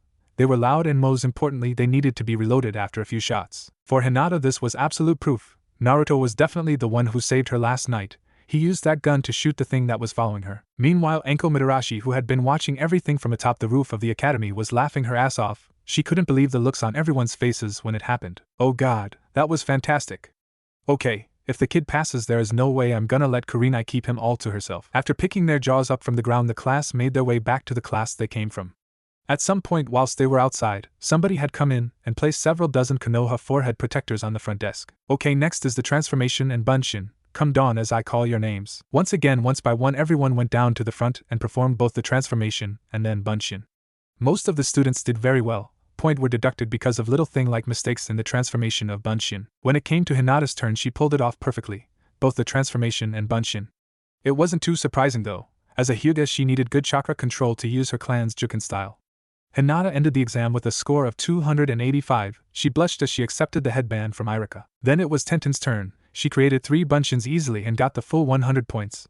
But she made a small mistake when it came to her transformation. The person she changed into had her hair parted on the wrong side. She was deducted 10 points. Tenten ended the exam with 290 points. Then it was Naruto's turn. He walked down to the front and some people in the class started sniggering, and so did Mizuki. Naruto knew exactly why. His arm. They think that without both hands he can't mold the chakra for the techniques. Naruto smirked as he held up his left hand in a half-ram seal. Henge. Transformation. In a poof of smoke Naruto disappeared and was replaced with a perfect copy of Iruka. Impressive. Since his right hand is obviously hurt, he had learned how to use one-handed seals. Iruka thought with a nod. The transformation was perfect. No flaw in the copy at all. A perfect 100. Okay Naruto, now create 3 clones, Iruka said. Naruto held his half seal up again and was about to do it when he thought of something. Tenten had gotten the most points in the whole test. That would make her Rookie of the Year. Naruto came up with a plan and smiled. Bunshin no Jutsu. There was a poof of smoke and laying next to Naruto was a pale, sickly, dead-looking copy of Naruto. Iruka's sweat dropped. He had expected more. He only created on clone and it looked dead. It was only worth 5 points and even that was being generous. Sorry Iruka-sensei. This was the best I could do with one hand, Naruto explained. Well, it doesn't matter, you still got 100 in both weapons and transformations, so this gives you 205 points. You passed barely, Iruka said and passed Naruto a headband. After Naruto sat back down, Iruka stood up to address the class. Okay, congratulations everyone, not even one of you failed this year. I'm very proud of you all. Tonight we will be looking at your test results and will be placing you with 3-man teams and you shall begin your careers as shinobi of Konoha. Please return here tomorrow at 11 a.m. to be given your team assignments. Dismissed, Iruka said with a smile. Everyone stood up and started filing out of the room. Damn it, they all passed. Well, there goes that plan out the window. I'll just have to steal the scroll myself, Mizuki thought as everyone walked out. He would have a busy night ahead of him. Kurenai sat at her table in the middle of her kitchen. She had been living alone in the large one-floor house for years now, ever since her family was wiped out in the Kyubi. That was until Hinata had moved in with her. The house had 5 bedrooms in total. She slept in the master bedroom and Hinata slept in her old room from when she was a kid. But that still left 3 empty bedrooms. The building was built to house a large family. With just the 2 of them it felt quite lonely. It was nice to have a few days off to prepare for her new genin team, but quite frankly it was boring as hell. She'd had nothing to do all day and she found herself looking forward to receiving her genin team the next day. Most of the other jounin were anxious to see who would be placed on their teams, but Kurenai already knew 2 members of hers. Hinata Hyuga, the shy former heiress, and the newly risen from the dead Naruto Uzumaki. As she sipped her tea she wondered vacantly who would be her 3rd genin, and this reminded her of a conversation she had with Iruka a few days prior. Well, it wasn't much of a conversation. She was the only one who spoke and she only said one thing. Flashback. Kurenai stood in front of Iruka in the middle of an empty classroom. I don't care what the results of the exam are. If you put an Uchiha fangirl on my team, I will castrate you, Kurenai said in a sickly sweet tone with an equally creepy smile. Iruka gulped. And flashback. Kurenai's sweat dropped as she remembered the encounter. She was getting more and more like Anko every day. As she took another sip of her tea she found her thoughts wandering back to Naruto. Questions started plaguing her mind. Is he okay? Has he passed the exam? Has he really forgiven me? Did he just tell me that to get away from me faster? Will he accept me as his sensei? Has Hinata found out yet? Why am I still drinking tea? I wonder where Anko is. What does Kakashi look like beneath that damn mask? What was I thinking about again? Kurenai's sweat dropped as she realized she had somehow gone off topic in her head. As she tried to remember what she had been thinking about in the first place, the front door opened. Kurenai looked up to see Hinata standing in the doorway with a dreamy smile on her face which was half red with blush. Hinata seemed to float into the room before she took a seat across from Kurenai. Kurenai smirked, knowing full well the reason Hinata was smiling. So Kurenai broke the silence. I take it you met Naruto? Hinata broke out of her daze he had been in since leaving the academy. She looked up at Kurenai in shock. Why you knew? Why didn't you tell me? Hinata stuttered in a slightly annoyed tone. I found out about him last night, and I didn't have time to tell you this morning, Kurenai said in her defense. Well, Hinata stuttered. I actually saw him last night too, she admitted. You did? Kurenai asked in shock. Yeah, I was leaving the Hyuga compound when I heard footsteps behind me. Hinata quickly explained what happened the night before. She explained about the creature that had been following her, and the boy in red who had saved her. I didn't know it was him last night. I found out this morning when he came to the exam. Kurenai was shocked. Something had been following Hinata with the intent to do God knows what, and Naruto had saved her by killing the creature. Hinata, why didn't you tell me about this sooner? Kurenai asked with an annoyed and worried tone. It happened last night, and I didn't have time to tell you this morning, Hinata said with a slight smirk as she mimicked her surrogate mother's excuse for not telling her about Naruto. Touché, Kurenai muttered. Well, that brat really does get around, doesn't he? A new voice spoke from behind Hinata. Kurenai and Hinata turned to see Anko leaning against the doorframe. That brat has only been in town for a day and already he saved the lives of 2 girls, Anko said as she took a seat across from them and helped herself to some tea. 2? Kurenai wondered. Yeah, this morning at a restaurant. A waiter tried to poison him, but there weren't many seats in the place so he was sitting with a girl. It ended with the girl less than a second away from drinking a glass of bleach. Naruto managed to stop her just in time, Anko explained. Kurenai stood up immediately and slammed her cup down. Which restaurant? Who was the waiter? Kurenai demanded to know.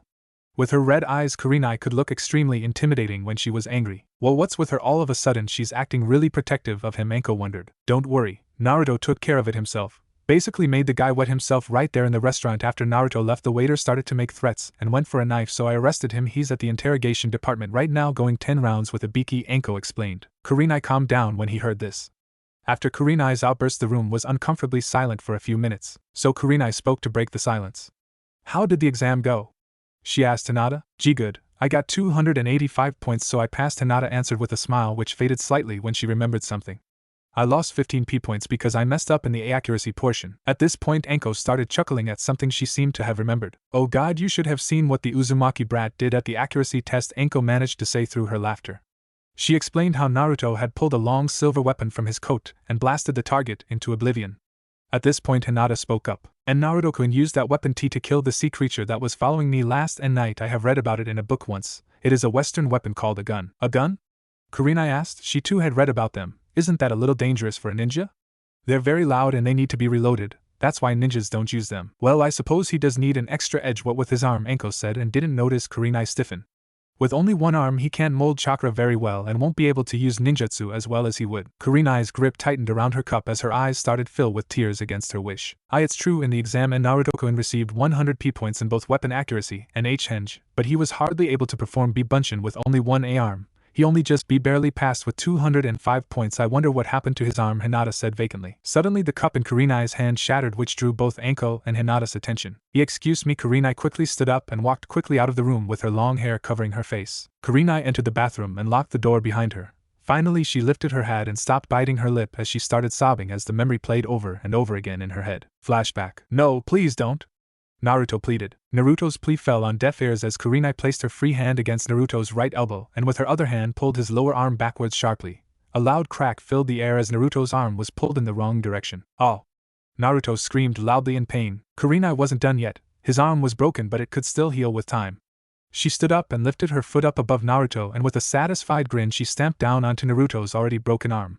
Naruto continued screaming as Kurenai continued to slam her heel into his arm time after time. With every strike, Kurenai could hear another crack come from his arm. And flashback. Kurenai was pulled out of her thoughts by a knock at the door. Kurenai-sensei, are you okay? Kurenai recognized Hinata's timid voice anywhere. Why yeah, I just cut my hand on the cup. I guess I gripped it a little too tight, Kurenai quickly made up. As she splashed some water on her face to wipe away the tears, Kurenai opened the bathroom door to find Hinata standing outside with a fresh cup of tea in her hands, and Kurenai smiled. Thank you, Hinata-chan, Kurenai said with a smile as she took the cup. However, just before Kurenai took a sip of the tea, a bell sounded from across the village. Kurenai recognized the rhythm of the bell and its meaning. The Hokage Tower, it's been infiltrated, Kurenai said in shock. Kurenai, we have to go, Anko shouted from the hallway. Go, I'll catch up, Kurenai said as she passed the fresh cup of tea back to Hinata with an apologetic look. Kurenai quickly made her way into the bedroom to change out of her pajamas whilst Anko jumped out of the nearest window. 10 minutes later the Hokage was standing on the roof of Hokage Tower surrounded by all of the Chunin and Jounin on duty, including Kakashi, Asuma, Guy, Kurenai, Anko and Irika. As you probably already guessed, the tower has been infiltrated. We don't know who it was, but he or she has stolen the forbidden scroll of sealing, the Hokage explained. I have a good guess who it was, Kakashi said vacantly whilst looking at his book. Really? Who? Asuma asked. Well, how many people do we know can sneak into the Hokage's office without being detected, Kakashi asked. Kurenai immediately understood what he was implying. You think it was Naruto, Kurenai said through clenched teeth. It wasn't a question. Whoever it was, they are in possession of something very dangerous, and it must be recovered. Whether it was Naruto or not is irrelevant, the Hokage explained. Hokage-sama? How can you say that? If that demon has URGH. The Chunin sentence was cut off when Kurenai grabbed him by the throat and slammed him to the ground with a kunai poised above his throat. If you finish that sentence, it'll be the last thing you'll ever do, Kurenai said angrily. Among everyone there, Anko was the most shocked. She had known Kurenai for years and had never seen her like this. Kurenai eventually calmed down and pocketed her kunai. The Chunin stumbled back to his feet. Well, now that that's over, I want all of you to split up and search for the scroll, and whoever has taken it is to be brought in for questioning. Go. Immediately after the Hokage said go, all of the ninja present shot off in different directions, leaving only a cloud of smoke where their feet had been. Naruto meanwhile was sitting in his tree munching the last remnants of a pepperoni pizza. He heard the alarm about 30 minutes ago, but it didn't concern him. After passing his exam, he laced his new forehead protector through the loops of his red pants as a makeshift belt. Man, I just can't get enough of these things, and the best thing is, when they're sealed into the scroll, they're for all intensive purposes frozen in time, so they don't go cold. I should really try to get a restaurant to add them to their menu, otherwise I'm gonna eventually run out of them, Naruto thought just as he swallowed the last piece. Just as Naruto was cleaning up, he felt somebody nearby. It felt human, but there was something different. What the hell is that? Naruto muttered to himself. He poked his head out of the tree for a moment and looked around the training area. After a few moments he noticed somebody moving away from the village and heading towards the wall. Naruto quickly recognized him. Mizuki-sensei, what on earth are you up to? Naruto muttered as he noticed that he was acting evasively. He also had a large scroll strapped to his back. Mizuki stopped when he noticed something, a pair of Chunins searching the area ahead of him. Mizuki scowled in annoyance before changing direction and running into the nearby forest. Curious as to why his sensei was evading the Chunin, Naruto quickly followed after him, staying in the shadows. What Naruto failed to notice was a young white-eyed girl notice him whilst on her way towards the Hyuga compound to visit her grandfather. And Naruto-kun, Hinata muttered as she found herself repeating an old habit from when she was younger. He started to follow Naruto. Naruto kept leaping ahead through the trees. He had lost sight of Mizuki a few moments ago. Naruto came to a stop standing on a high branch. Just as Naruto started to look around, he felt a gust of wind coming from his left. Naruto jumped upward just in time for a giant shuriken to sail under him and into the tree. Naruto landed on a lower branch of a nearby tree. Mizuki dropped out of nowhere and ripped the giant shuriken out of the tree. Well, if it isn't the demon, Mizuki said with a sneer. Naruto snarled back at him. What are you? Naruto asked. What are you talking about? Mizuki said with an innocent smile. I only felt something small at first, but now that I'm nearer to you I can feel it much better. There's something demonic about you, Naruto explained. What the hell are you talking about? I think you're getting mixed up. You're the demon. Not me, Mizuki said as he started to spin the shuriken around his hand. Naruto smirked as he reached into his coat. Okay, if you don't want to tell me then I'll just have to beat it out of you, Naruto said as he pulled his revolver out of his jacket. Mizuki chuckled. You idiot, you only have one arm and you use a gun. Those are two major weaknesses for a ninja, and you really think a dead last genin like you can beat me? Boom! Naruto fired his gun. Mizuki saw it coming and jumped out of the way just before the branch he was standing on exploded in a shower of splinters. Boom! Naruto fired again where Mizuki was going to be, but he spun in time to avoid it barely. That fool, I researched form of weapon. Judging by the shape of the revolver section, that thing can only be used 6 times before it needs to be reloaded, and with only one arm it's take a few minutes to reload it, Mizuki strategized as he continued to dodge. Just as Naruto was about to fire again, there was movement from their side. Naruto turned his gun to point at who had just arrived but held his fire when he recognized the lavender-haired girl. Hinata, what's she doing here? Naruto wondered. Mizuki turned to see who had arrived but didn't stop himself from attacking. He quickly reached to his kunai pouch and flicked several of them at the newcomer with expert accuracy. Ah, Hinata! It out a timid squeak as the kunai hit her clothing at his shoulders and side and pinned he to a tree behind her. Hinata herself was in shock. She had been following Naruto when she heard loud sound coming from up ahead. She rushed forward to see what was happening and ended up pinned to a tree by several kunai launched by one of her teachers from the academy. You too, Mizuki said with a sneer as he twisted another 2 kunai in his fingers. Why are all of the useless ninja finding me? Well, sorry, but I can have any witnesses with that, said Mizuki flicked his hand and sent the 2 kunai towards Hinata, one for her head and the other for her stomach. Hinata closed her tear-filled eyes and tried to brace herself for the pain. And no, Naruto yelled as he jumped between the kunai and Hinata. Naruto swung his hand still holding his gun and swatted away the one aimed for her head. He then raised his body slightly and the kunai that had been aimed for Hinata's stomach clanged against the metal casing around Naruto's right arm and fell to the ground. As soon as he swatted the kunai away, he aimed his gun at Mizuki and fired. Boom, boom! Kurenai and Anko had been searching for almost 30 minutes, but had still come up empty. There was no sign of the scroll or whoever took it. There had been silence between them both for the duration of the search. So, what's with you and Uzumaki? Anko said to finally break the silence. What? Kurenai stuttered. She hadn't expected Anko to ask something like that. What were you talking about?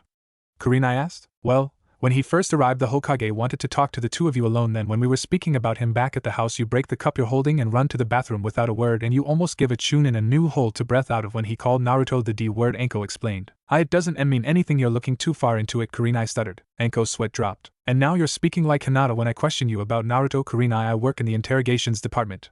I notice these things. I know something is going on between the two of you, Anko explained. A cocky smile spread across her face when she got an idea. Let me guess, you used to be secret lovers? Anko asked. This caused Kurenai to sputter. And no, we didn't. Kurenai tried not to stutter as she answered but couldn't stop a blush from appearing. Okay, you are secret lovers? Anko asked. No, Kurenai answered. Oh, I get it, you going to be secret lovers? Anko asked as she smiled at Kurenai's obvious discomfort and embarrassment. Would you get off the secret lovers? Kurenai screamed. Anko just kept asking the same question different ways. Anko couldn't stop herself from laughing at her friend's behavior. Nobody had ever seen the Ice Queen of Konoha so flustered. Well, it wouldn't be so bad, would it? I mean, he's pretty good looking if he was just a few years older. Anko! Kurenai screamed in embarrassment to try to get her to stop. Hey, have you noticed though? He does look way older than he is. Boom, boom! Kurenai and Anko's heads snapped to look in another direction as 2 loud booming sound echoed through the night. What was that? Kurenai wondered. I know that sound, Anko muttered. Boom! That's Naruto's gun. Anko confirmed when she heard it again. Kurenai and Anko looked at each other and nodded before jumping towards the sound. He only has one shot left, Mizuki thought as he dodged again just before the tree behind him exploded. Naruto aimed very carefully at his target, and boom! The bullet ripped out of his gun and sailed towards Mizuki. Mizuki stopped just in time. The bullet only grazed his cheek. Shit, that was close, but now's my chance. Mizuki changed direction and started to charge towards Naruto. Naruto saw this and jumped backward into the air towards a tree. Oh no, you don't! Mizuki yelled as he leapt up towards Naruto whilst spinning the shuriken on his hand ready to attack. Naruto landed on a large branch, and as soon as he regained his footing he aimed the gun back down at Mizuki, who had leapt towards him. Mizuki sneered. Either Naruto thought he wouldn't notice, or Naruto hadn't noticed himself. You fool, I won't fall for that. That weapon is EMP. Boom! Mizuki felt a sharp pain in his chest as he fell backwards towards the ground. But it was empty. I counted the shots, Mizuki thought with wide eyes a moment before he hit the ground with a grunt. Naruto jumped down from the branch he had been standing on and holstered his gun. He stood over Mizuki before speaking. It's true that a gun has some weaknesses, but as ninja we must strive to overcome the weaknesses of our weapons. I would have thought an academy teacher would understood that, Naruto said as he walked towards Hinata, who had been watching the whole thing. Hinata, are you okay? Naruto asked with a concerned look. It took all of her self-restraint not to faint and answer. Why yes, Naruto-kun, Hinata answered. Naruto took a quick look at where the kunai had pinned her. You're okay by the look of it, they only hit your clothes, Naruto said as he reached out to grab the first kunai. But as he did he felt a sudden coldness as he was overshadowed by something. And Naruto-kun, behind you! Hinata shouted. It was too late. Before Naruto could even turn around he felt a powerful limb slam into the side of his face, and he was sent sprawling away from Hinata. Naruto hit the ground hard and rolled several times before coming to a complete stop. Naruto twisted onto his stomach and used his one arm to steady himself as he looked up. There, standing where he had been a moment before, was Mizuki. That's impossible. I shot you in the lung, Naruto said as he started to get back to his feet. He took a closer look at Mizuki and noticed something was wrong. His muscles were bulging, his eyes had turned a sickly yellow with a slatted pupil. His body was changing color, it was covered with orange and white fur with black stripes like a tiger. So what do you think of my new body? Mizuki asked with a growl. So that's what I felt before, you're a demon, Naruto said as he reached for his gun only to feel an empty void. What the shit? Naruto said as he spotted his gun lying on the ground near Hinata's feet.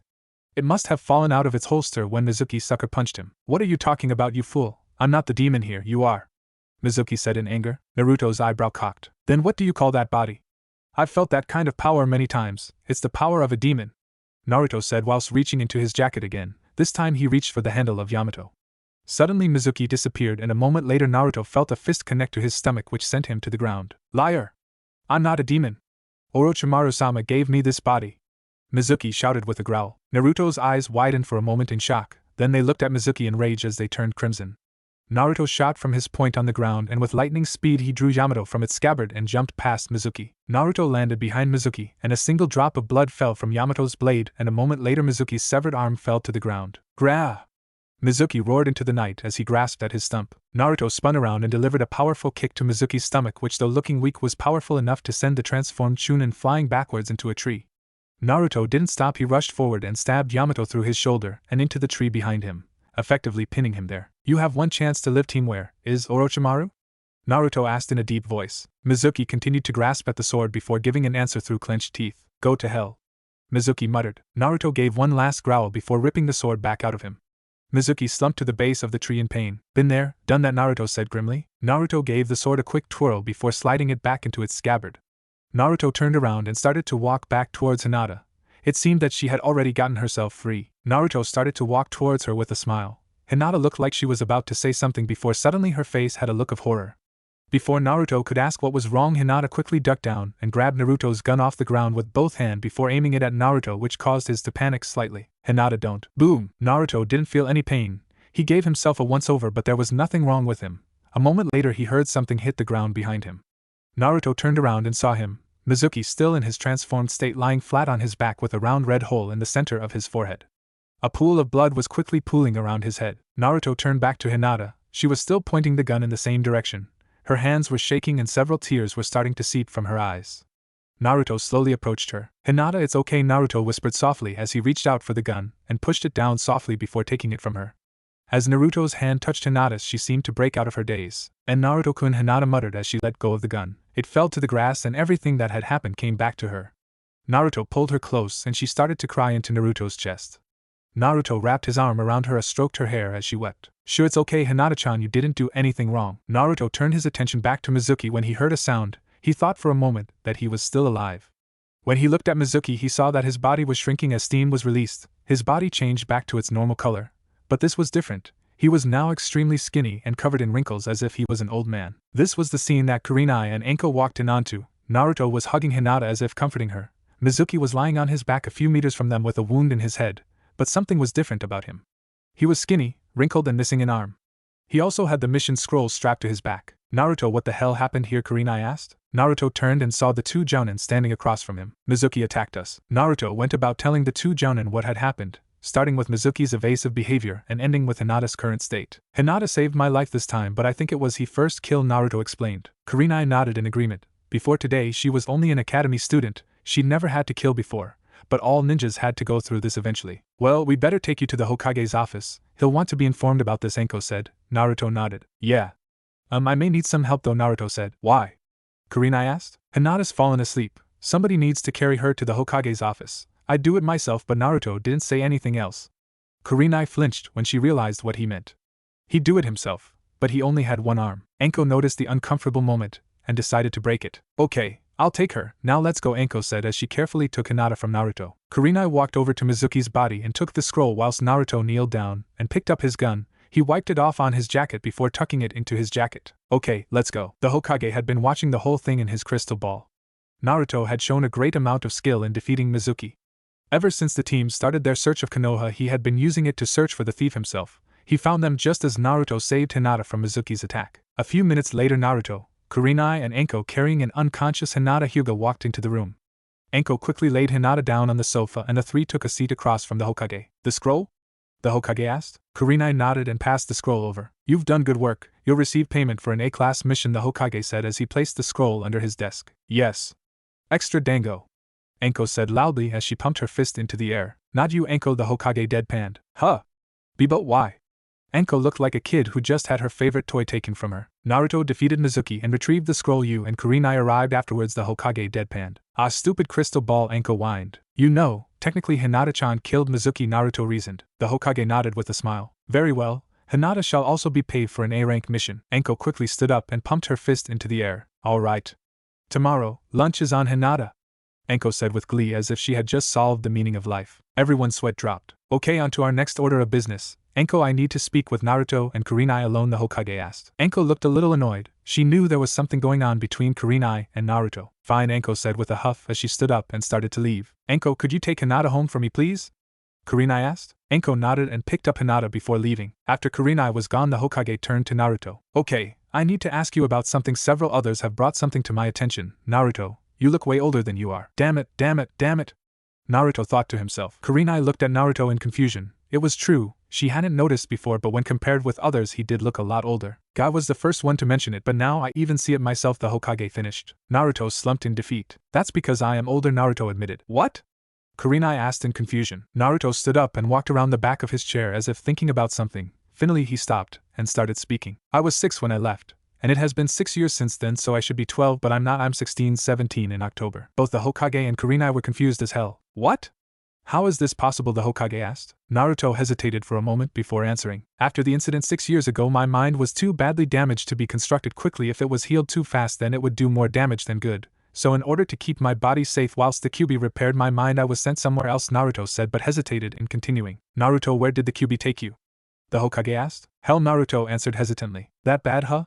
The Hokage asked. Naruto's sweat dropped. No, I mean literally, the QB opened a portal to hell. The Hokage was shocked and Kurenai was horrified. What do you mean hell?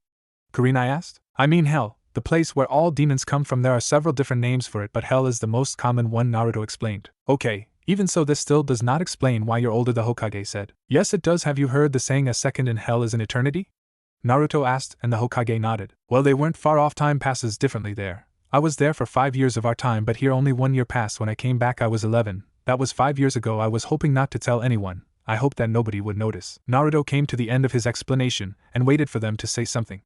The Hokage looked shocked and Kurenai looked like she was holding everything back. The Hokage noticed Kurenai's state and decided that was enough for now. Okay, you may go now, Naruto. Report to the academy tomorrow for your team assignments. Naruto nodded and left the room. After Naruto was gone and the doors were shut, Kurenai started to cry silently. Kurenai, are you okay?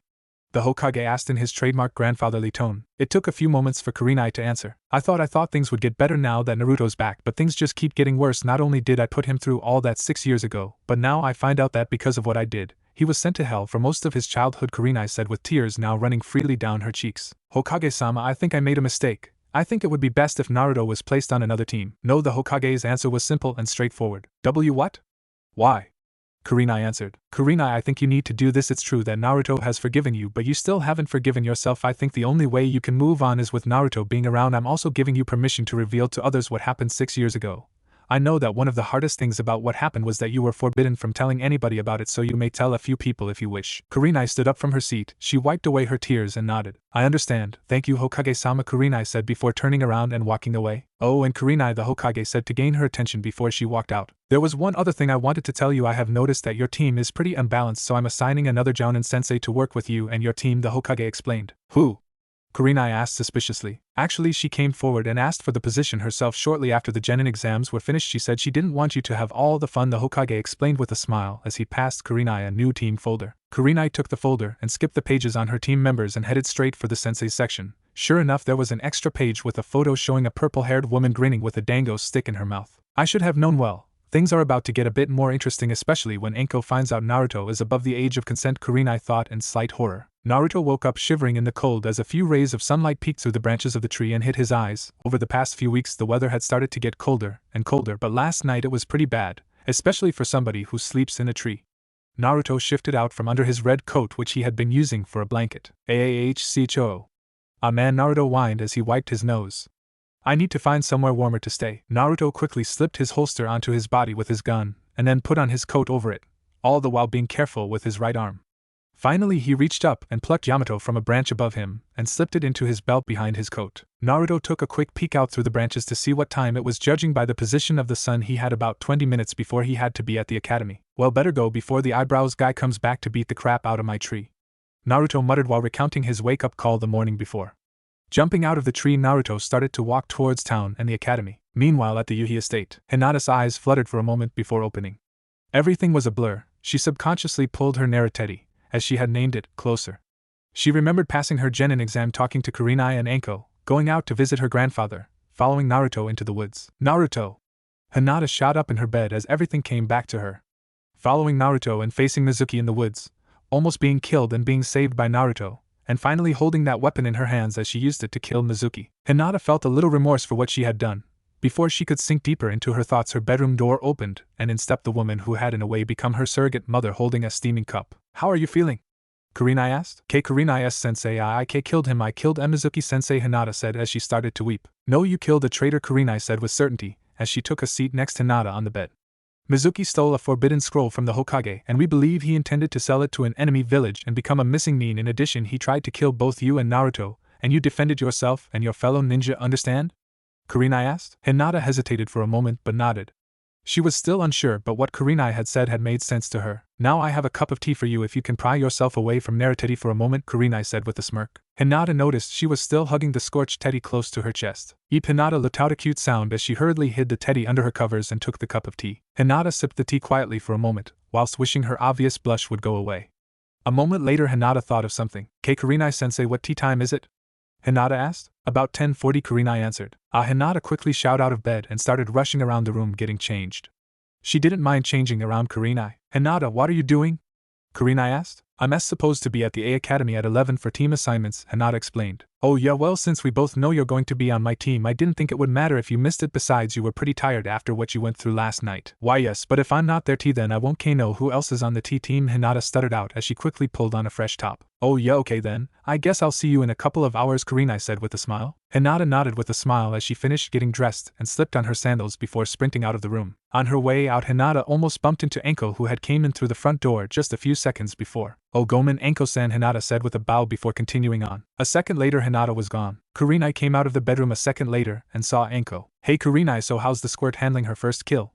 Anko asked. As well as can be expected, we all go through it sooner or later, Kurenai answered. So what kind of team do you think we'll get? Anko said with a smile. Anko, why didn't you tell me?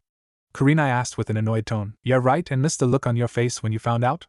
Besides, I'm not about to let you have Naruto all to yourself, Anko said with a smile. Yeah, about that, Kurenai cringed. She feared having to do this, but it had to be done.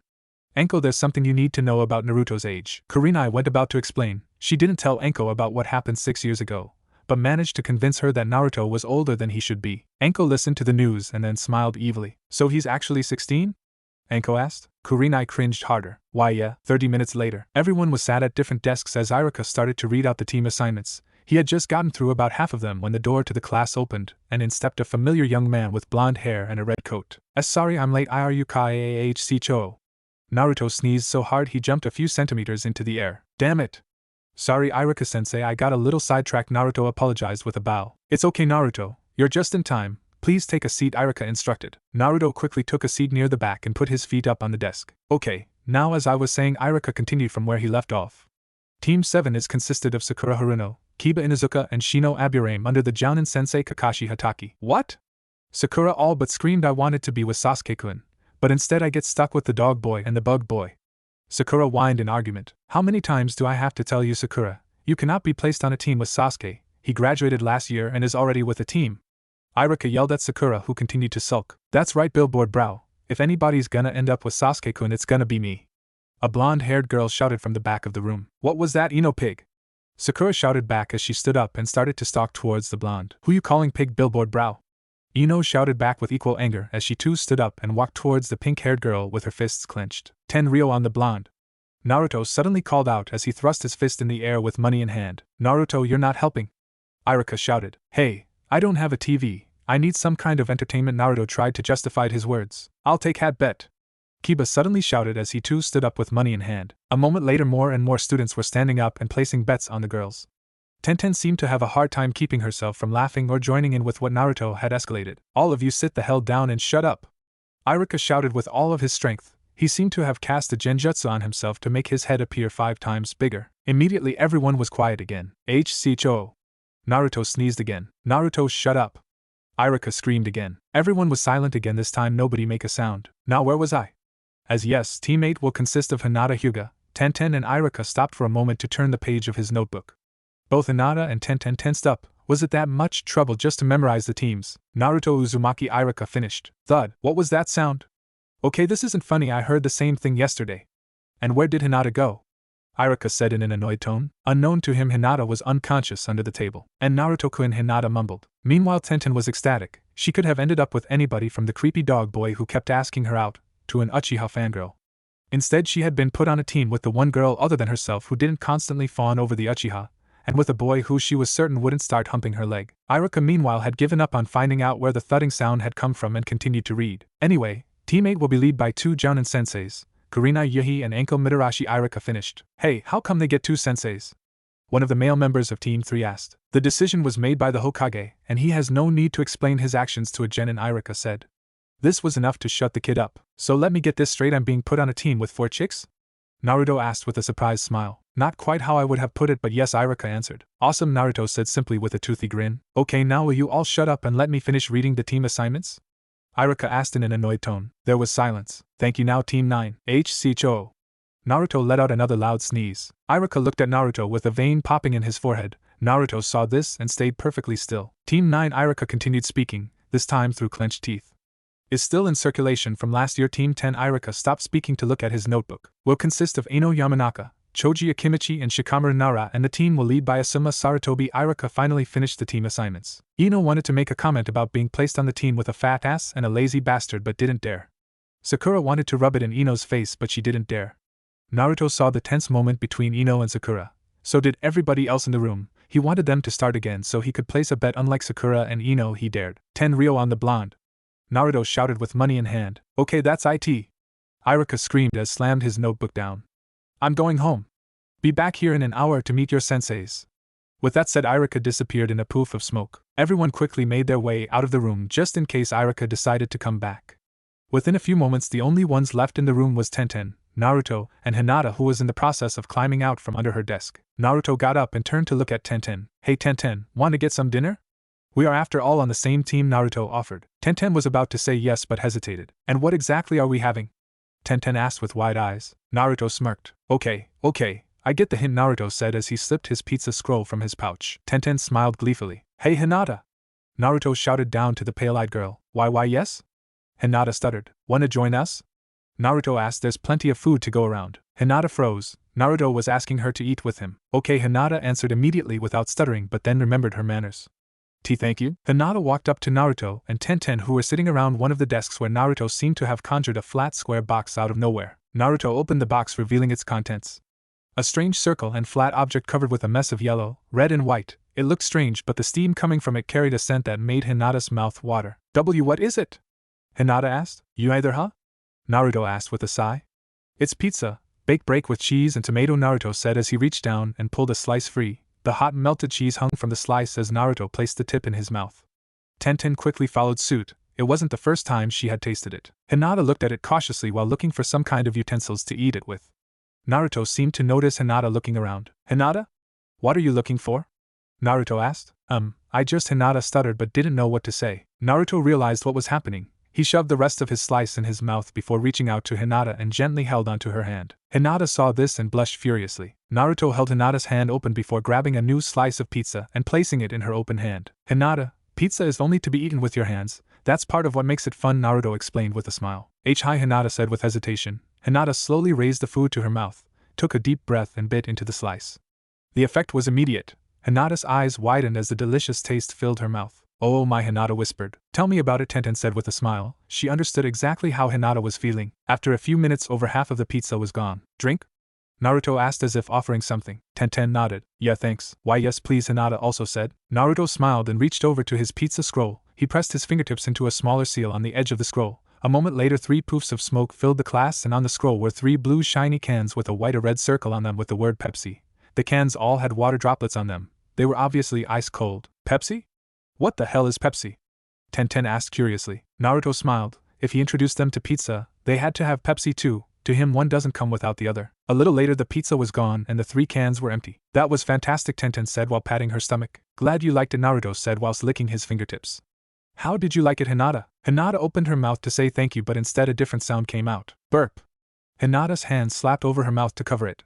Her eyes were wide and her cheeks were red. I'll take that as a yes, Naruto said whilst restraining himself from saying nice one. Jigomen, Hinata said hurriedly. Not long after that the rest of the students started coming back into the class. A few minutes after that the senseis started arriving and leaving with their teams. Asuma arrived and took Team 10 and all that were left were Team 8 and Team 7. After a few more minutes the door to the class opened and Kurenai appeared in the doorway. Team 8, Kurenai called out. She saw Hinata sitting with her new teammates and smiled. Follow me. 10 minutes later, Kurenai led her team across the village to one of the training grounds where her fellow Jounin was waiting. Anko saw the team and smiled. She quickly made her way towards Naruto. Well, hello there, Anko said with a sultry smile while looking Naruto up and down. Anko, that took 2 seconds. Kurenai said in an annoyed tone. Hello there yourself, Naruto said back as he matched Anko's smile with one of his own and started to look her up and down. Anko seemed honestly startled. She was used to men stuttering like an idiot when Anko decided to mess with them. And that took 5 seconds. Kurenai said in shock that Naruto had gone against Anko at her own game. Anyway, let's all get comfortable and introduce ourselves then, Kurenai said to break up the scene. A few moments later the 5 of them were sat on a set of steps near the training grounds. Okay then, let's introduce ourselves to each other, name, likes, dislikes, hobbies, dreams, the works. I'll go first, Kurenai said and cleared her throat. My name is Kurenai Yuhi, Jounin specializing in genjutsu. I like freshly brewed tea and spending time with friends. I dislike kunoichi who care more about what their looks than their skills, and I dislike most perverts, Kurenai whilst casting a quick glimpse at Anko. My hobbies are creating new genjutsus and trying new teas. I don't really have a dream. Okay Anko, your turn, Kurenai finished. Anko stood up and thrust her fist into the air. Okay, listen up maggots. I am the great and powerful Anko-sama. Jounin specializing in interrogating. My likes include snakes and dango. My dislikes are fangirls and a certain snake trader bastard. My hobbies you're not allowed to know until you're 16. 18 or 21 depending what country you're in, and my dream is to get revenge against somebody who betrayed me. Anko finished and sat down. Kurenai looked awkwardly at Anko and her team. I was hoping to avoid emotionally scarring them until they're at least Chunin. Oh well, Kurenai thought. Okay, Tenten, you're up, Kurenai said. Okay, my name is Tenten. I like weapons and pizza. I dislike people who mistreat others because they think they're better than them. My hobby is collecting different weapons. My dream is to become a powerful kunoichi like the legendary Sannin Tsunade. Tenten finished with a smile. Good, she's not a fangirl, Anko thought. Looks like she wouldn't have to castrate Irika after all. Okay Hinata, go, Kurenai instructed. Hi, my name is Hinata H. Hyuga. I like tea and my grandfather. I dislike people who are cruel to others for no reason. My hobby is tea training and pressing flowers.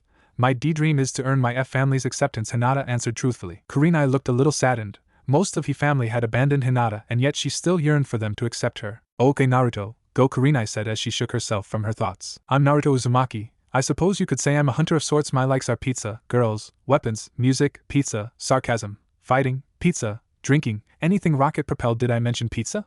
Naruto asked. Yes.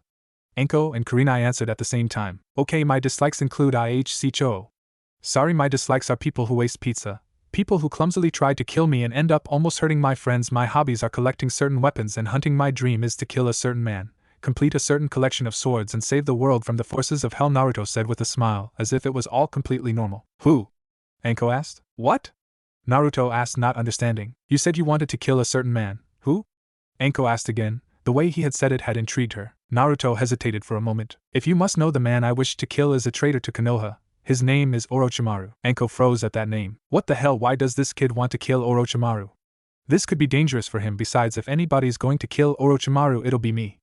Enko thought. Kurenai too was a little shocked at Naruto's dream. There was most likely an interesting explanation behind it. Okay, then that's the introductions done, unless anybody has anything left to add?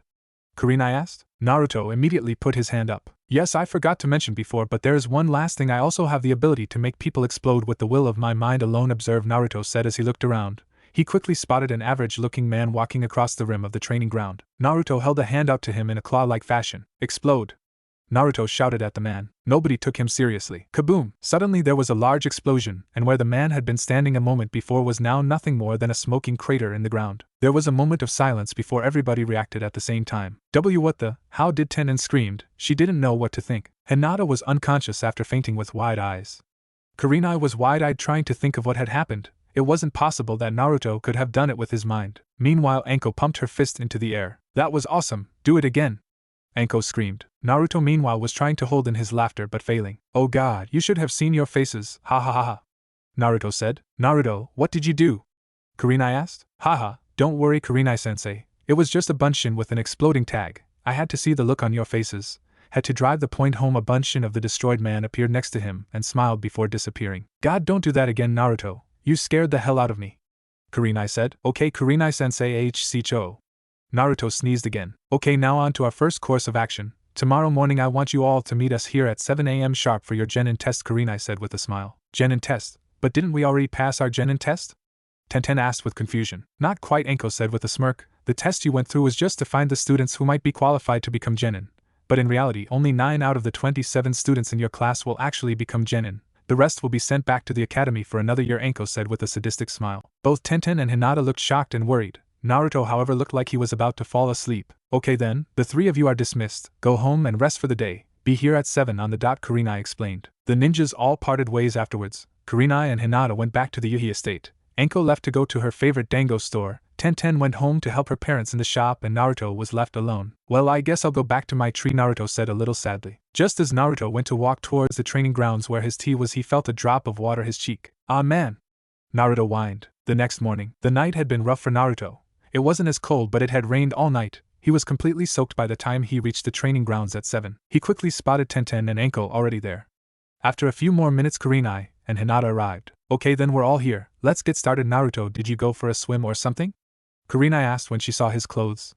Funny story, actually not funny, haha, though Naruto tried to think of something to tell her but couldn't come up with anything. Whatever, Kurenai dismissed it for now. Okay, this is the test. Kurenai reached behind her back pouch and pulled out 9 colored wooden sticks with pieces of string tied to them. 3 blue, 3 yellow, and 3 red. The object of this test is to obtain a full set of these tags. Whoever has a blue, yellow, and red tag within 2 hours will pass, Kurenai explained. She then tossed 6 of the tags to her students. Tenten caught a blue one and a yellow one. Hinata caught a blue one and a red one, and Naruto caught a red one and a yellow one. You now each have 2 out of 3 of the tags you need. How you get the third one is up to you, Kurenai said as she tossed another 2 tags to Enko, a blue one and yellow one. Enko caught them and slipped them into the back of her skirt with a smile. Okay, you now have 2 hours from now, Kurenai said, and she and Enko disappeared in a poof of smoke. Tenten's mind was reeling. They were supposed to take on 2 jounin to get those tags, if it was impossible.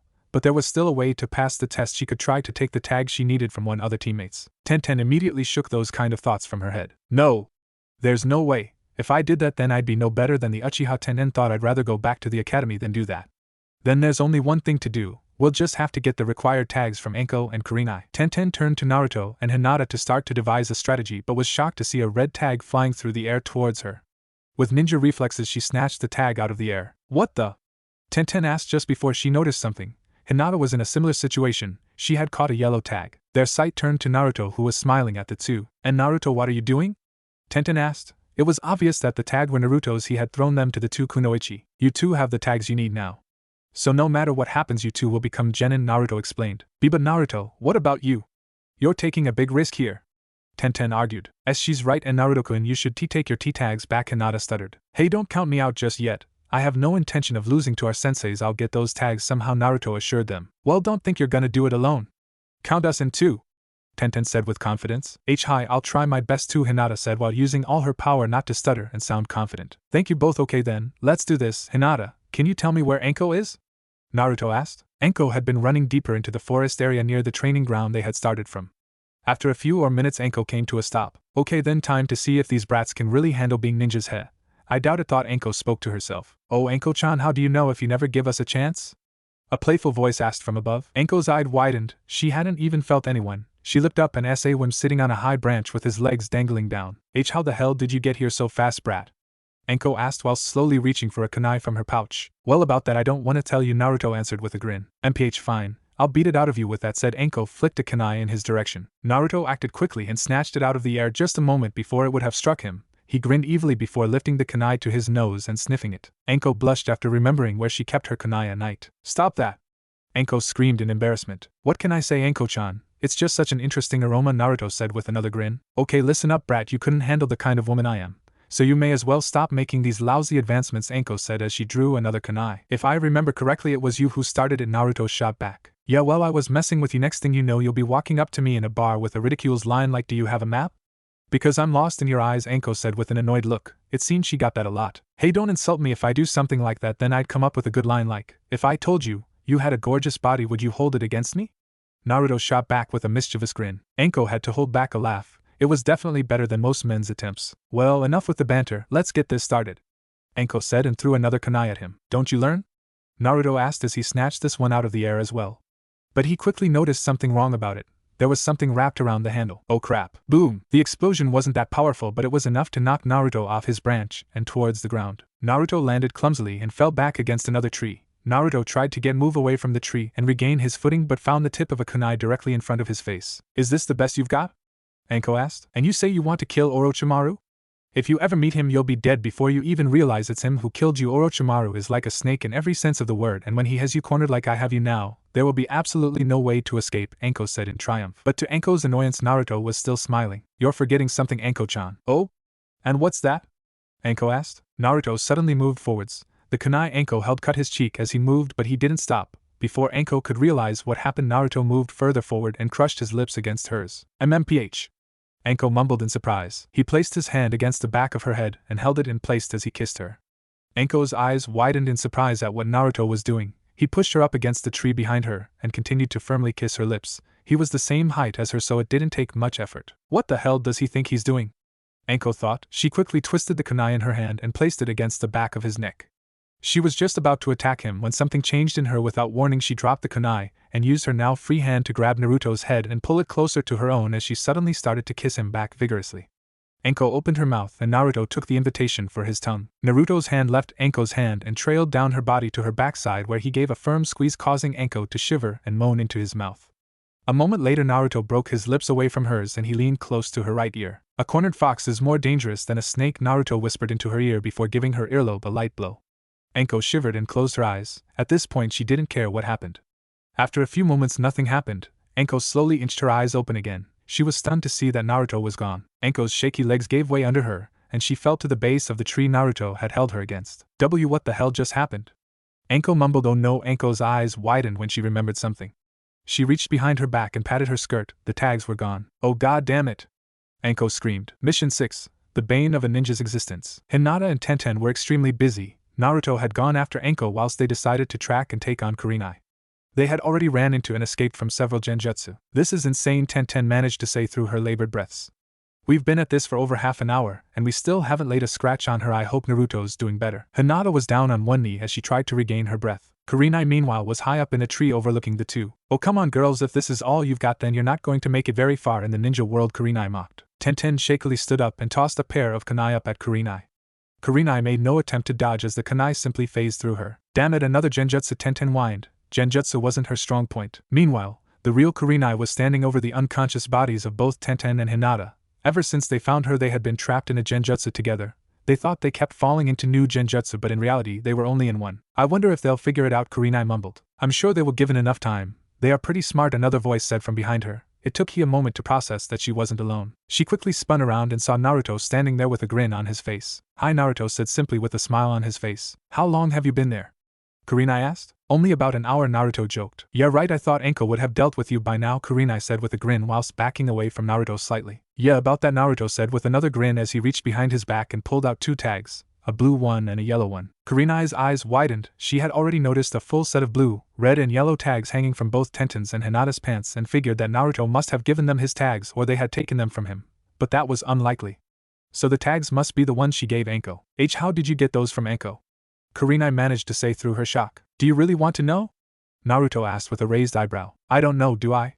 Kurenai asked cautiously. Probably not, but you can always ask Anko later, Naruto answered honestly. But for now, to business, Naruto said in rhythm with him reaching into his coat and pulling out his gun and pointed it at Kurenai. Boom! Holy, Kurenai managed to jump high into the air just as Naruto fired. The bullet ripped through a tree behind her. Kurenai landed on a high branch. Naruto wasted no time in aiming upwards. Boom! Kurenai jumped again just in time as the branch under her exploded in a shower of splinters. A large section of the branch fell towards the till unconscious Tenten and Hinata. Naruto saw this and took aim. Boom! The middle of the branch shattered and the 2 sections landed away from the girls. Nothing bigger than a twig hit them. Kurenai saw his distraction and took the opportunity, tossed a kunai directly at him. Naruto spun around swinging his revolver to follow his sight and saw the kunai heading for him.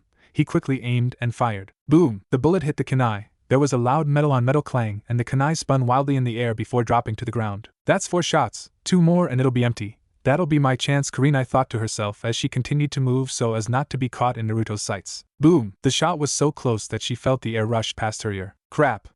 That was close, one more. Naruto watched Kurenai move faster through the trees trying to dodge. Naruto smirked. He knew what she was doing. She was buying time until he was out of ammo. Naruto suddenly jumped high up into the air towards a branch where Kurenai was heading. Kurenai saw him in time and stopped. Naruto landed on the branch and brought his gun up and boom! Kurenai twisted her body to the side and the bullet whizzed past her and hit the tree behind her and just kept going, leaving a very visible hole in the wood. Now's my chance, Kurenai thought as she spun around and jumped at Naruto. Naruto smirked and aimed his gun. Boom! Kurenai made no move to dodge. She wasn't prepared for it. She felt her pants move for a second before they were still again.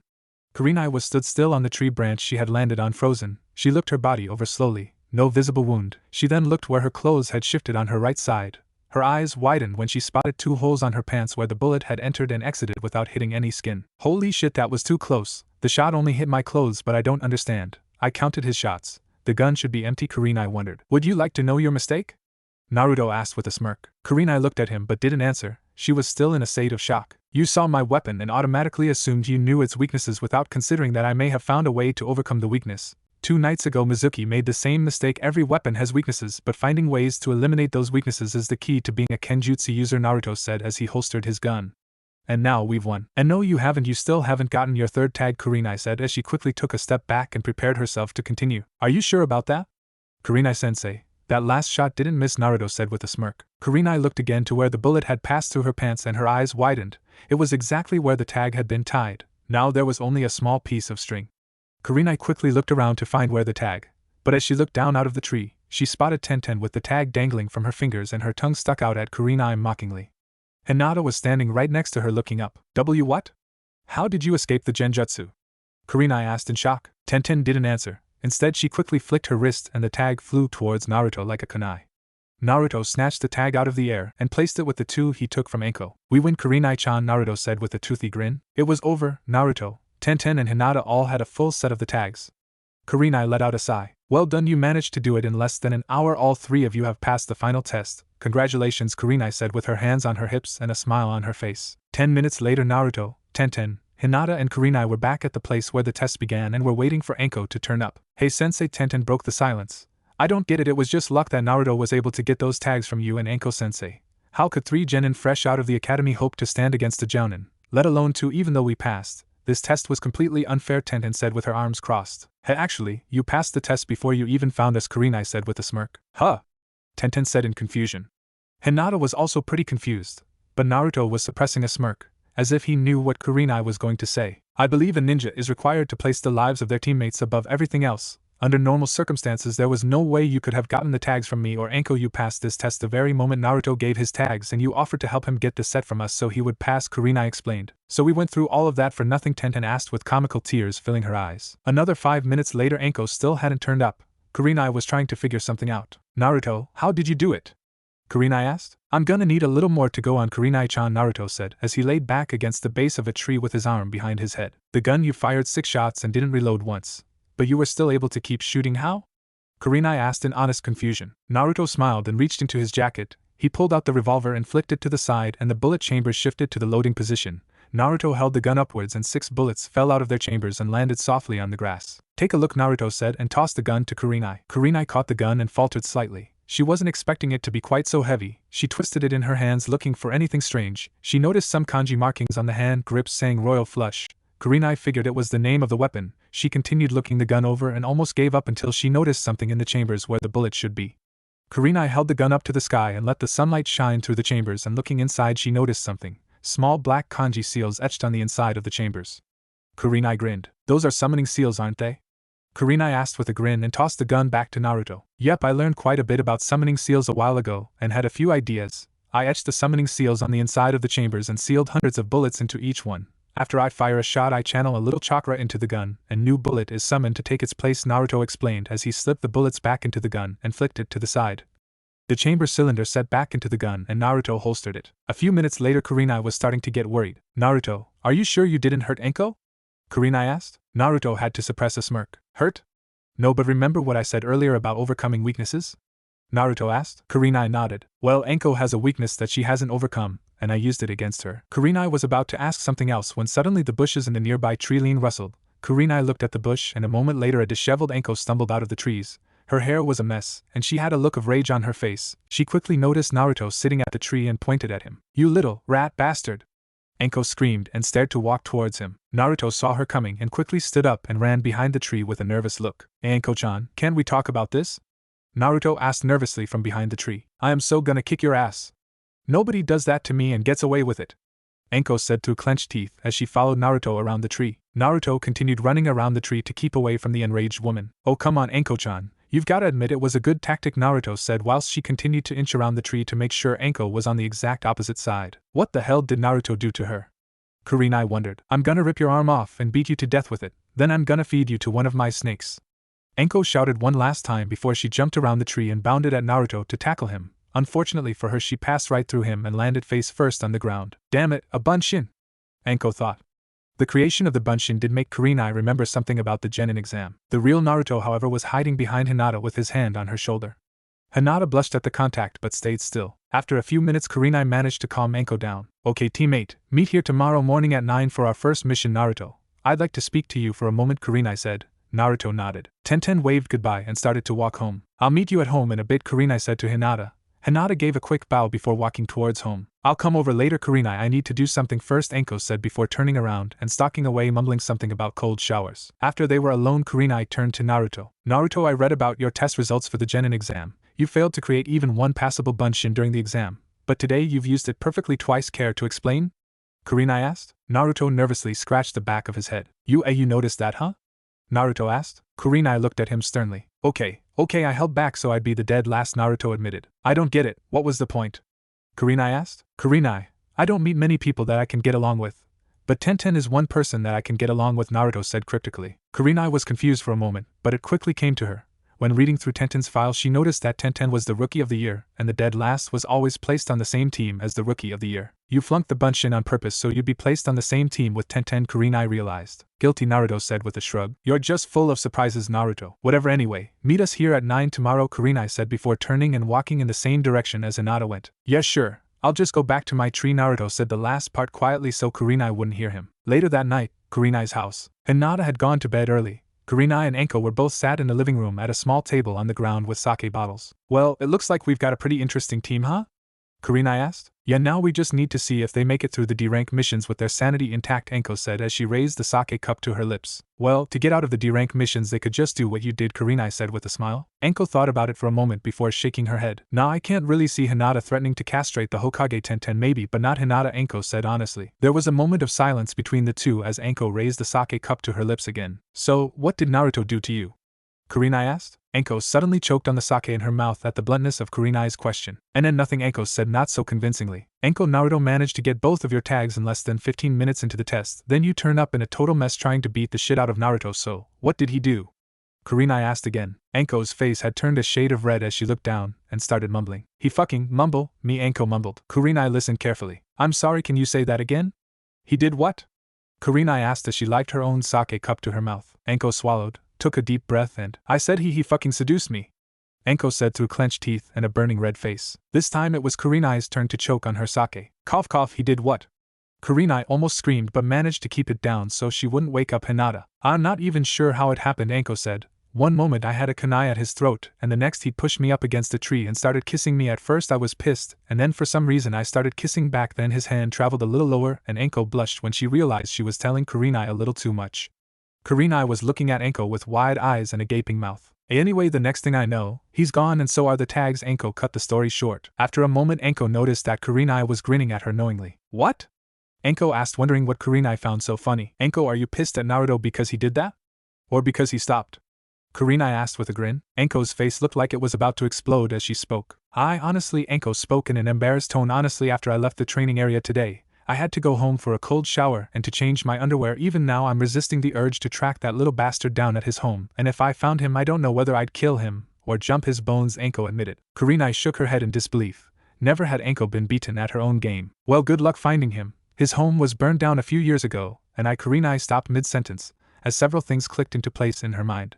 Naruto's sneezing yesterday, last night it was raining heavily and Naruto turned up this morning soaking wet. Oh god, Kurenai said as she slapped her own forehead for her own short-sightedness. What?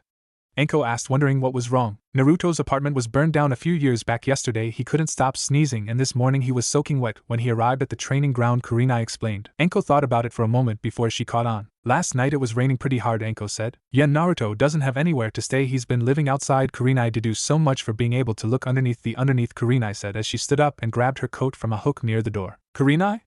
Where are you going?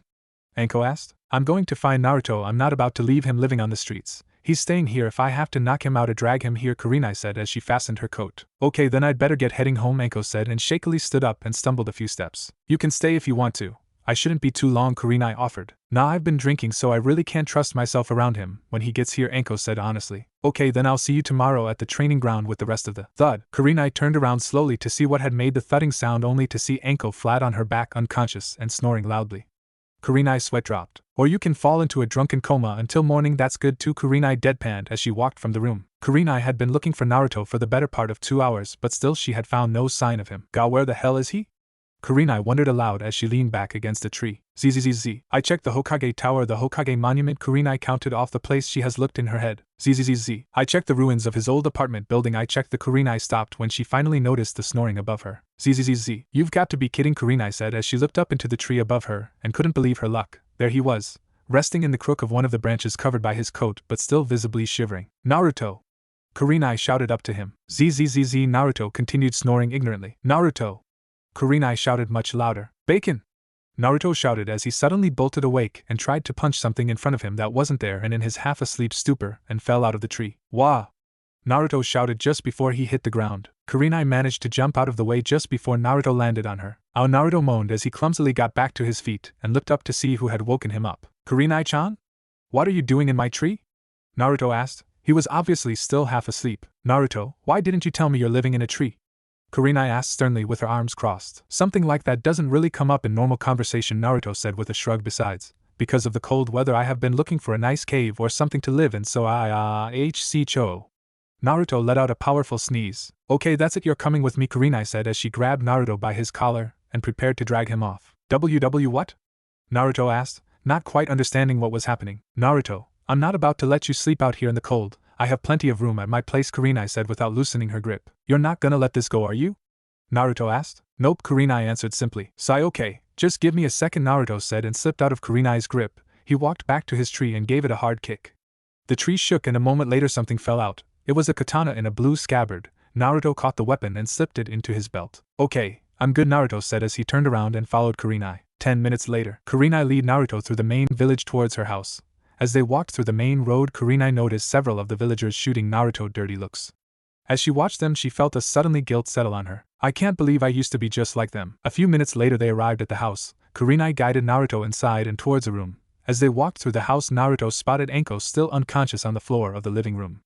A moment later Kurenai stopped at the door next to the living room and opened it. It was a small room with a bed, closet, and a small table next to the bed. It's not much, but it's better than a tree or cave, Kurenai joked. Thanks Kurenai-chan, I really appreciate it. Naruto thanked her and walked into the room. I'll see you in the morning, Naruto, Kurenai said with a smile and closed the door. Naruto carefully slipped off his coat and draped it over the edge of the bed, leaving him in his black long-sleeved shirt covered by a red vest. He slipped Yamato out of his belt and leaned it next to the bedside table. Finally he laid down on the bed with his arm behind his head and quickly fell asleep in the comfort. He couldn't remember the last time he slept in a bed. The next morning Kurenai was sitting at the kitchen table drinking a fresh cup of tea. A few minutes later she was joined by Anko, who had woken up on the sofa a few minutes before. Mornin', Anko greeted as she sat down and poured herself a cup. So, how are you feeling?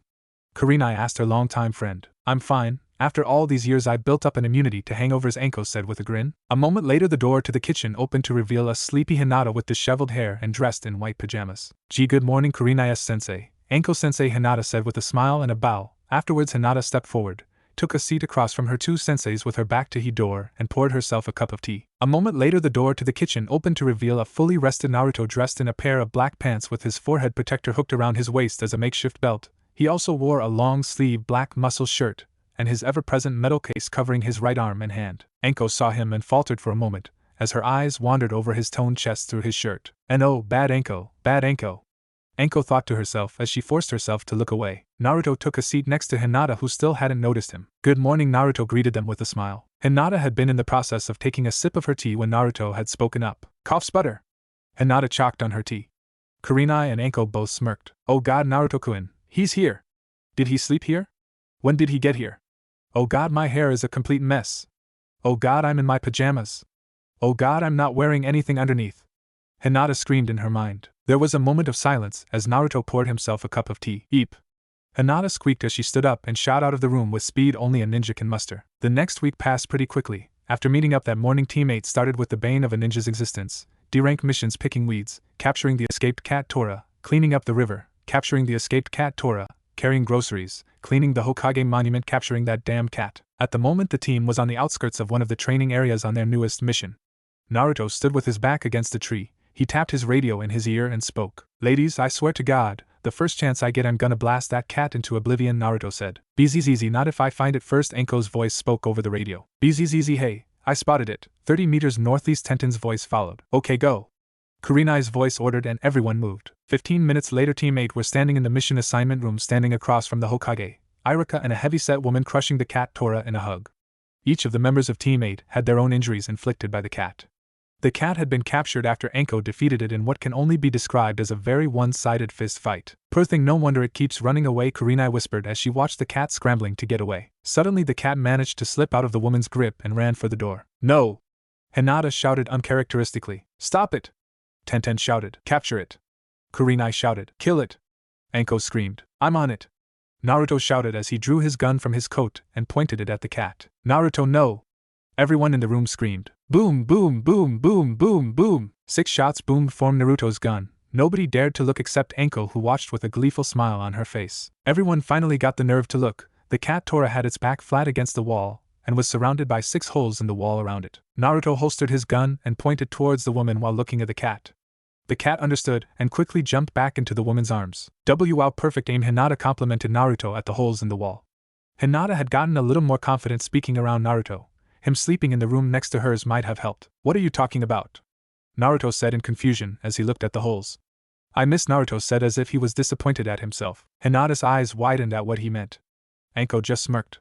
The woman quickly left the room, cradling the cat in her arms. Okay, now that that's over, the Hokage broke the silence. I have some new missions for you. You can help pick potatoes. You can clean out the Inuzuka's kennels, or you can. No, hell no. Naruto shouted. I am so sick of these chores. This is stuff that normal people can do. This is slave labor that you've labeled as missions, Naruto ranted. Naruto shows some respect. And these missions are not slave labor. Iruka shouted back at Naruto. Iruka, have you seen how much we get paid for these missions?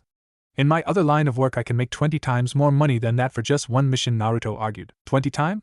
Really? Tenten asked. Yeah, how do you think I paid for all those pizzas and Pepsi? Naruto asked. Anyway, come on, old man, give us something real to do, Naruto said sternly. The Hokage shook his head and let out a loud sigh. Very well, I have a C-rank mission here you can do. A bridge builder needs protection as he travels home to the land of waves and completes building a bridge, the Hokage said as he tossed the scroll to Kurenai. We accept, old man, Enko screamed before anybody else had a chance to object. The D-rank missions were taking a toll on her sanity. Good, Mr. Tazuna, you can come in now, the Hokage shouted towards the door. A moment later the door opened to reveal an old man with a bottle in his hand. It's about time, I've been waiting for hours, the old man moaned before he turned his sights on Team 8. His gaze lingered on Enko and Kurenai for a moment too long before he turned to look at Tenten, Hinata and finally Naruto. When he finished looking he scoffed in annoyance. Great, 2 strippers, a tomboy, a blind girl and a cripple. I'd be safer traveling with a group of bandits, Tazuna grunted as he raised his bottle to his lips by holding the neck of the bottle and started chugging it back. Boom! The bottle suddenly shattered, causing the drink to splatter on Tazuna's face, leaving him holding only the neck of the bottle. Everyone in the room looked at Naruto and saw him holding his gun with a smoking barrel aimed at Tazuna. I assume when you say cripple you're referring to my arm? Let me tell you this, you old fart, you'll be surprised what I can do with only one arm. Hinata is not blind. Tenten can dress however the hell she pleases, and if you make an inappropriate comment about either of my senseis again, the next bullet will go right between your eyes. Only I'm allowed to do that, savvy? Naruto said with a grin. Tazuna looked a little worried. He slowly turned to the Hokage with a nervous grin and said, they'll do. Teammate was to leave in the morning. Since the mission was to guard Tazuna until he finished the bridge, they could be gone for several weeks. In the middle of the night Hinata woke up with a familiar feeling. She carefully and sleepily slipped out of bed and snuck across the room so as not to wake up Kurenai or Naruto. She opened the door and carefully slipped across the hall to the bathroom. After finishing her business she snuck back across the hall and into her room. She quickly made her way to her bed and slipped under the covers. She laid her head on the soft pillow and snuggled close to Naruteti, and quickly fell asleep without noticing that somehow the teddy had grown to 20 times its normal size. The next morning Hinata slowly opened her eyes as sunlight poured through the bedroom window. I thought I closed my curtains, Hinata thought as she slowly roused from her sleep.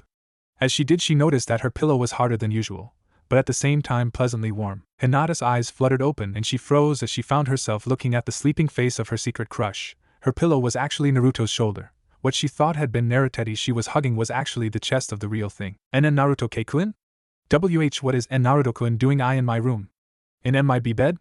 Hinata wondered as her face turned a deep shade of red. Hinata took a quick look around and her eyes widened in realization. This isn't my room, he's not in my bed, I'm in his. Hinata's face looked like it was about to explode and she felt a little dizzy. And no, I mustn't faint, not now, Hinata said and shook it off. Hinata very carefully slipped away from Naruto and out of the bed. She carefully snuck backwards towards the door as quietly as possible. She carefully slid the door open and slipped out before sliding the door shut. Hinata smiled in victory. She turned around to go back to her room but froze when she came face to face with Kurenai immediately after turning. There was no doubt that she had seen Hinata sneaking out of Naruto's room. Eep, Hinata squeaked. There was a moment of silence between the two as Kurenai just stared at Hinata and at Naruto's door. You know what? Kurenai broke the silence. I don't want to know what that said. Kurenai walked past Hinata and towards the kitchen. It was too much for Hinata, she promptly fainted. Thud. A few hours later everyone met up at the front gates. Hinata was curiously quiet and refused to look Naruto in the face. Enko noticed this and shot Kurenai a questioning glance. Kurenai smirked back and mouthed the word later. Okay then, is everyone prepared for a long-term mission? Kurenai asked. Naruto, Tenten and Hinata answered only with a quick nod. Okay then let's go, Kurenai said as she spun around and stepped over the threshold of the village. She was quickly followed by Enko, Tenten, Naruto and Hinata, with Tazuna in the rear. As they walked away from the village Naruto wondered about where they were heading. The land of waves, I've never been there before, should be interesting. Mission 7, Demon of the Mist. For the first hour of the journey the team spent mostly in silence. Tenten was busy polishing her kunai. Tazuna was keeping quiet, probably out of fear of being shot by Naruto. Naruto was walking along quietly but at the same time ready to shoot Tazuna if he made another inappropriate comment about his team. Hinata was quiet too, but for a completely different reason. Her lower face was mostly buried in her jacket as she tried to hide her huge blush. Kurenai and Enko, however, were busily chatting ahead of the team. Kurenai seemed to say something that made Enko smile evilly at Hinata. Enko slowed down a bit to walk side by side with the still silent Hinata. So you spent the night in Naruto's room, huh? Enko said with an evil grin. Eep. Hinata squeaked as she sunk lower into her jacket. Just as Naruto started to listen to whatever the girls were talking about, he noticed something off about the road.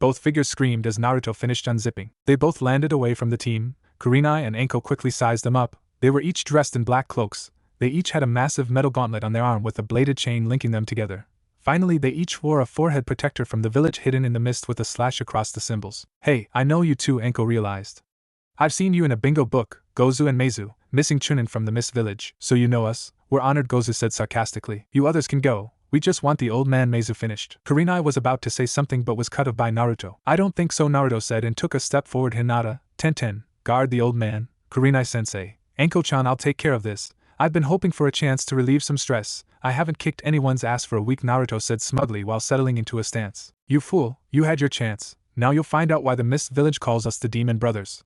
Gozu shouted. A moment later both the brothers shot towards Naruto, hoping to ensnare him in their chain. Naruto! Kurenai screamed. Nobody could believe what they were seeing. Naruto was still standing still, the Demon Brothers standing either side of him with their end of the chains. Naruto had caught the chain in one hand and not even a drop of blood was flowing from his hand. Naruto's head was slightly bowed, allowing his hair to cover his eyes. Demons, eh? That's a joke, Naruto said as he raised his head to glare at them. He also tightened his grip on the chain around his hand. Let me show you what a real demon can do! Naruto shouted. He took a step back and pulled the chain with extraordinary strength. Both the Demon Brothers were pulled along with the chain and were flying through the air. Why-ya!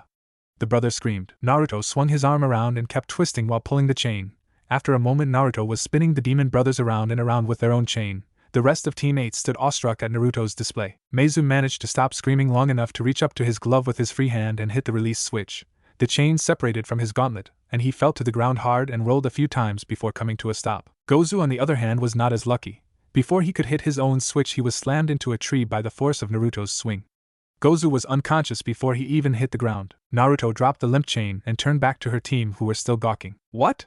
I told you, didn't I? You won't believe the things I can with one hand, Naruto said with a grin. Meizu slowly raised his head as he tried to shake off the pain. How the hell is this kid so strong? Meizu thought as the kid turned back to his team. That's when Meizu saw the target, the old man right ahead of him. The only thing standing between the target and his claw was a pale-eyed girl. Perfect, Meizu thought with a smile. With swiftness only a ninja can muster, Meizu was back on his feet and rushing towards the target. Kurenai was the first one to notice him. Hinata! Kurenai screamed to warn her surrogate daughter. Meizu quickly reared his gauntlet back as he reached Hinata. Clash! Instead of the sound of metal tearing through flesh came the sound of metal on metal. Meizu looked down to see the same kid who had manhandled him a few moments ago blocking his gauntlet with the metal cast covering his right arm. You just can't take a hint, can you? Naruto said through clenched teeth as he struggled to keep his casted arm up. Meizu saw that he was struggling and pushed down harder. Naruto quietly grunted as pressure was added to his arm. Kurenai saw Naruto struggling and realized what was wrong. Arm, it still hurts him, Kurenai thought with a pang of guilt. Kurenai was about to move to help him when Meizu spoke. You fool, this gauntlet is covered in poison. You're already dead, Meizu said with a grin under his mask as he looked at Naruto's cast. Naruto looked where Meizu's gauntlet was pushing against his cast and his eyes widened. There was a crack where one of the gauntlet's fingers were. Shit, he breached it. I have to finish this before the crack gets bigger. So you called yourself a demon, right? Naruto asked as he reached into his coat with his free hand. Do you know what I do to demons? Naruto asked. Meizu prepared himself for whatever Naruto may pull out of his coat. What?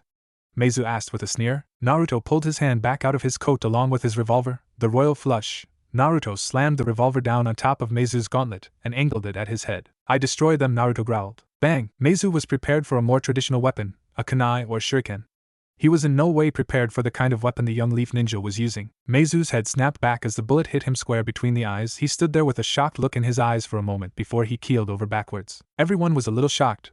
The members of Team 8 had seen Naruto use the royal flush several times before, but this was different. Naruto had only just become a ninja, yet he was able to kill so easily. The only one not too surprised was Hinata. She knew what it was like. Just over a week ago she herself had killed an academy teacher that she had known for years. Naruto holstered his gun and lowered his casted arm. He looked where the crack was and quickly reached into one of the pockets on his coat. He pulled out a roll of bandages and quickly started to wrap it around the cast to cover the crack. Enko and Tenten moved to secure the still unconscious Gozu whilst Kurenai moved to make sure Naruto, Tenten and the old drunk were okay. Hinata, Naruto, are you okay?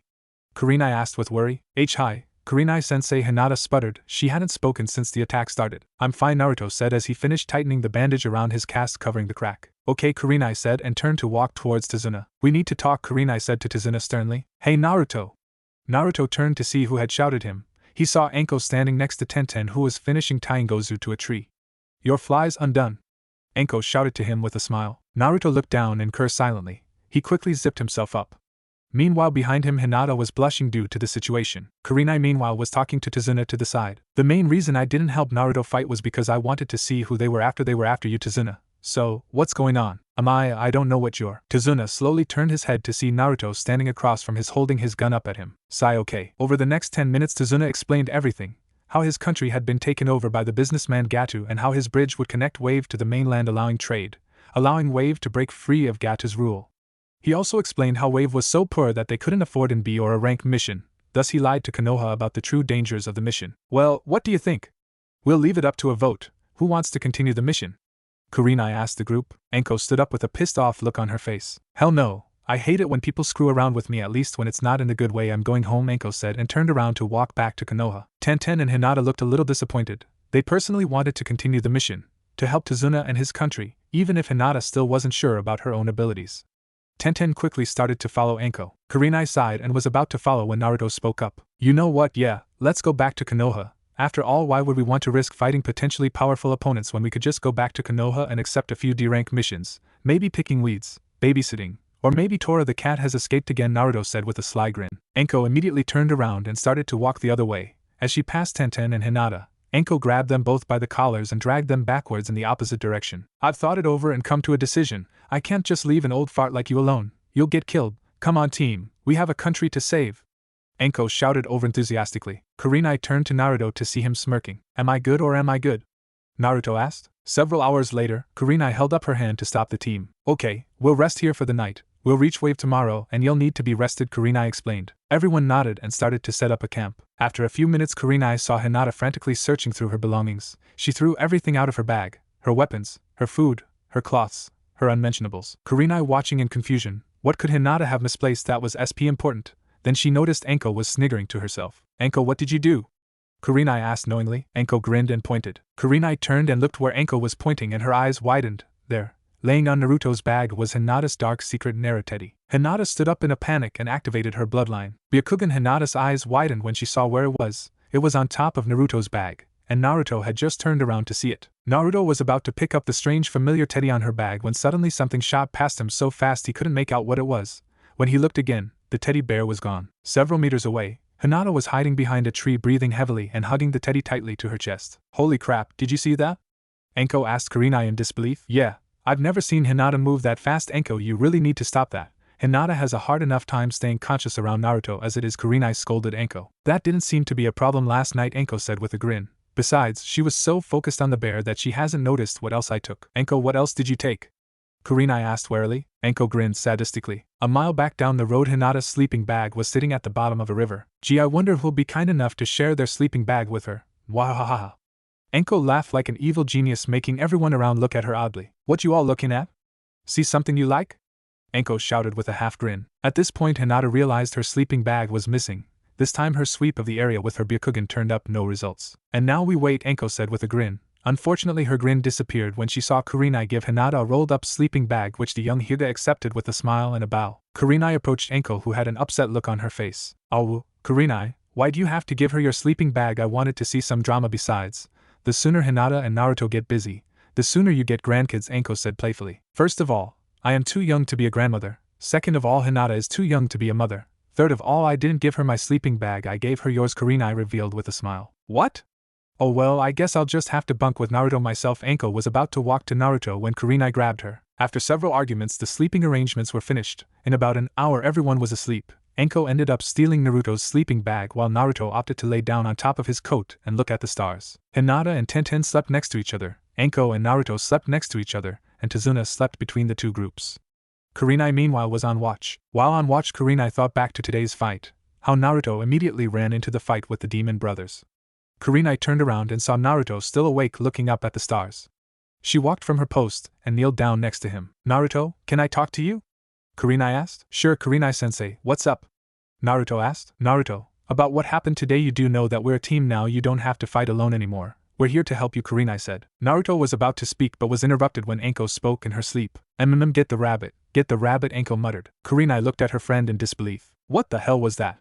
Kurenai asked. Nobody in particular. I think she's dreaming. She's been doing that for the last few minutes. I think she's chasing a rabbit, Naruto explained. Anyway, Kurenai-sensei, I know we're a team, but in some situations I am far more qualified to handle situations that you and the rest of the team can't, Naruto said. Kurenai was about to say something but was interrupted by another outburst from the dreaming Anko. Down the rabbit hole. Come back, Mr. Rabbit, Anko slurred. Kurenai grunted when she attempted to hold back a laugh. After regaining their composure they continued talking. Naruto, just remember that we're here to help you. You don't need to fight alone. Just remember that, okay? Kurenai said with a kind smile. Okay, Kurenai-sensei. Thank you, Naruto said with a smile. Kurenai was about to go back to her post when once again Anko had another outburst. Yeah. It almost sounded like a happy squeak followed by very girly giggling. It actually sounded a bit cute. Okay, what now? Kurenai asked. If I had to guess, said Naruto, I'd say she caught the rabbit. Kurenai stifled another laugh before muttering to herself. I am going to hold this over her head for so long that I doubt she'll ever be able to see the sun again. The next morning Team 8 were on the move again. They traveled a few miles until they reached a large lake. A friend of Tazuna was able to ferry them across. They were about 30 minutes away from Tazuna's home before any other incidents. Ever since Tazuna's friend dropped them off, Naruto had felt on edge. He felt as if somebody was constantly watching them. He also felt some sort of demonic presence. As they walked along the side of the lake, Naruto suddenly felt something watching them from behind a bush. Naruto quickly twisted around whilst reaching into his coat and pulling out royal flush. Gotcha! Naruto shouted.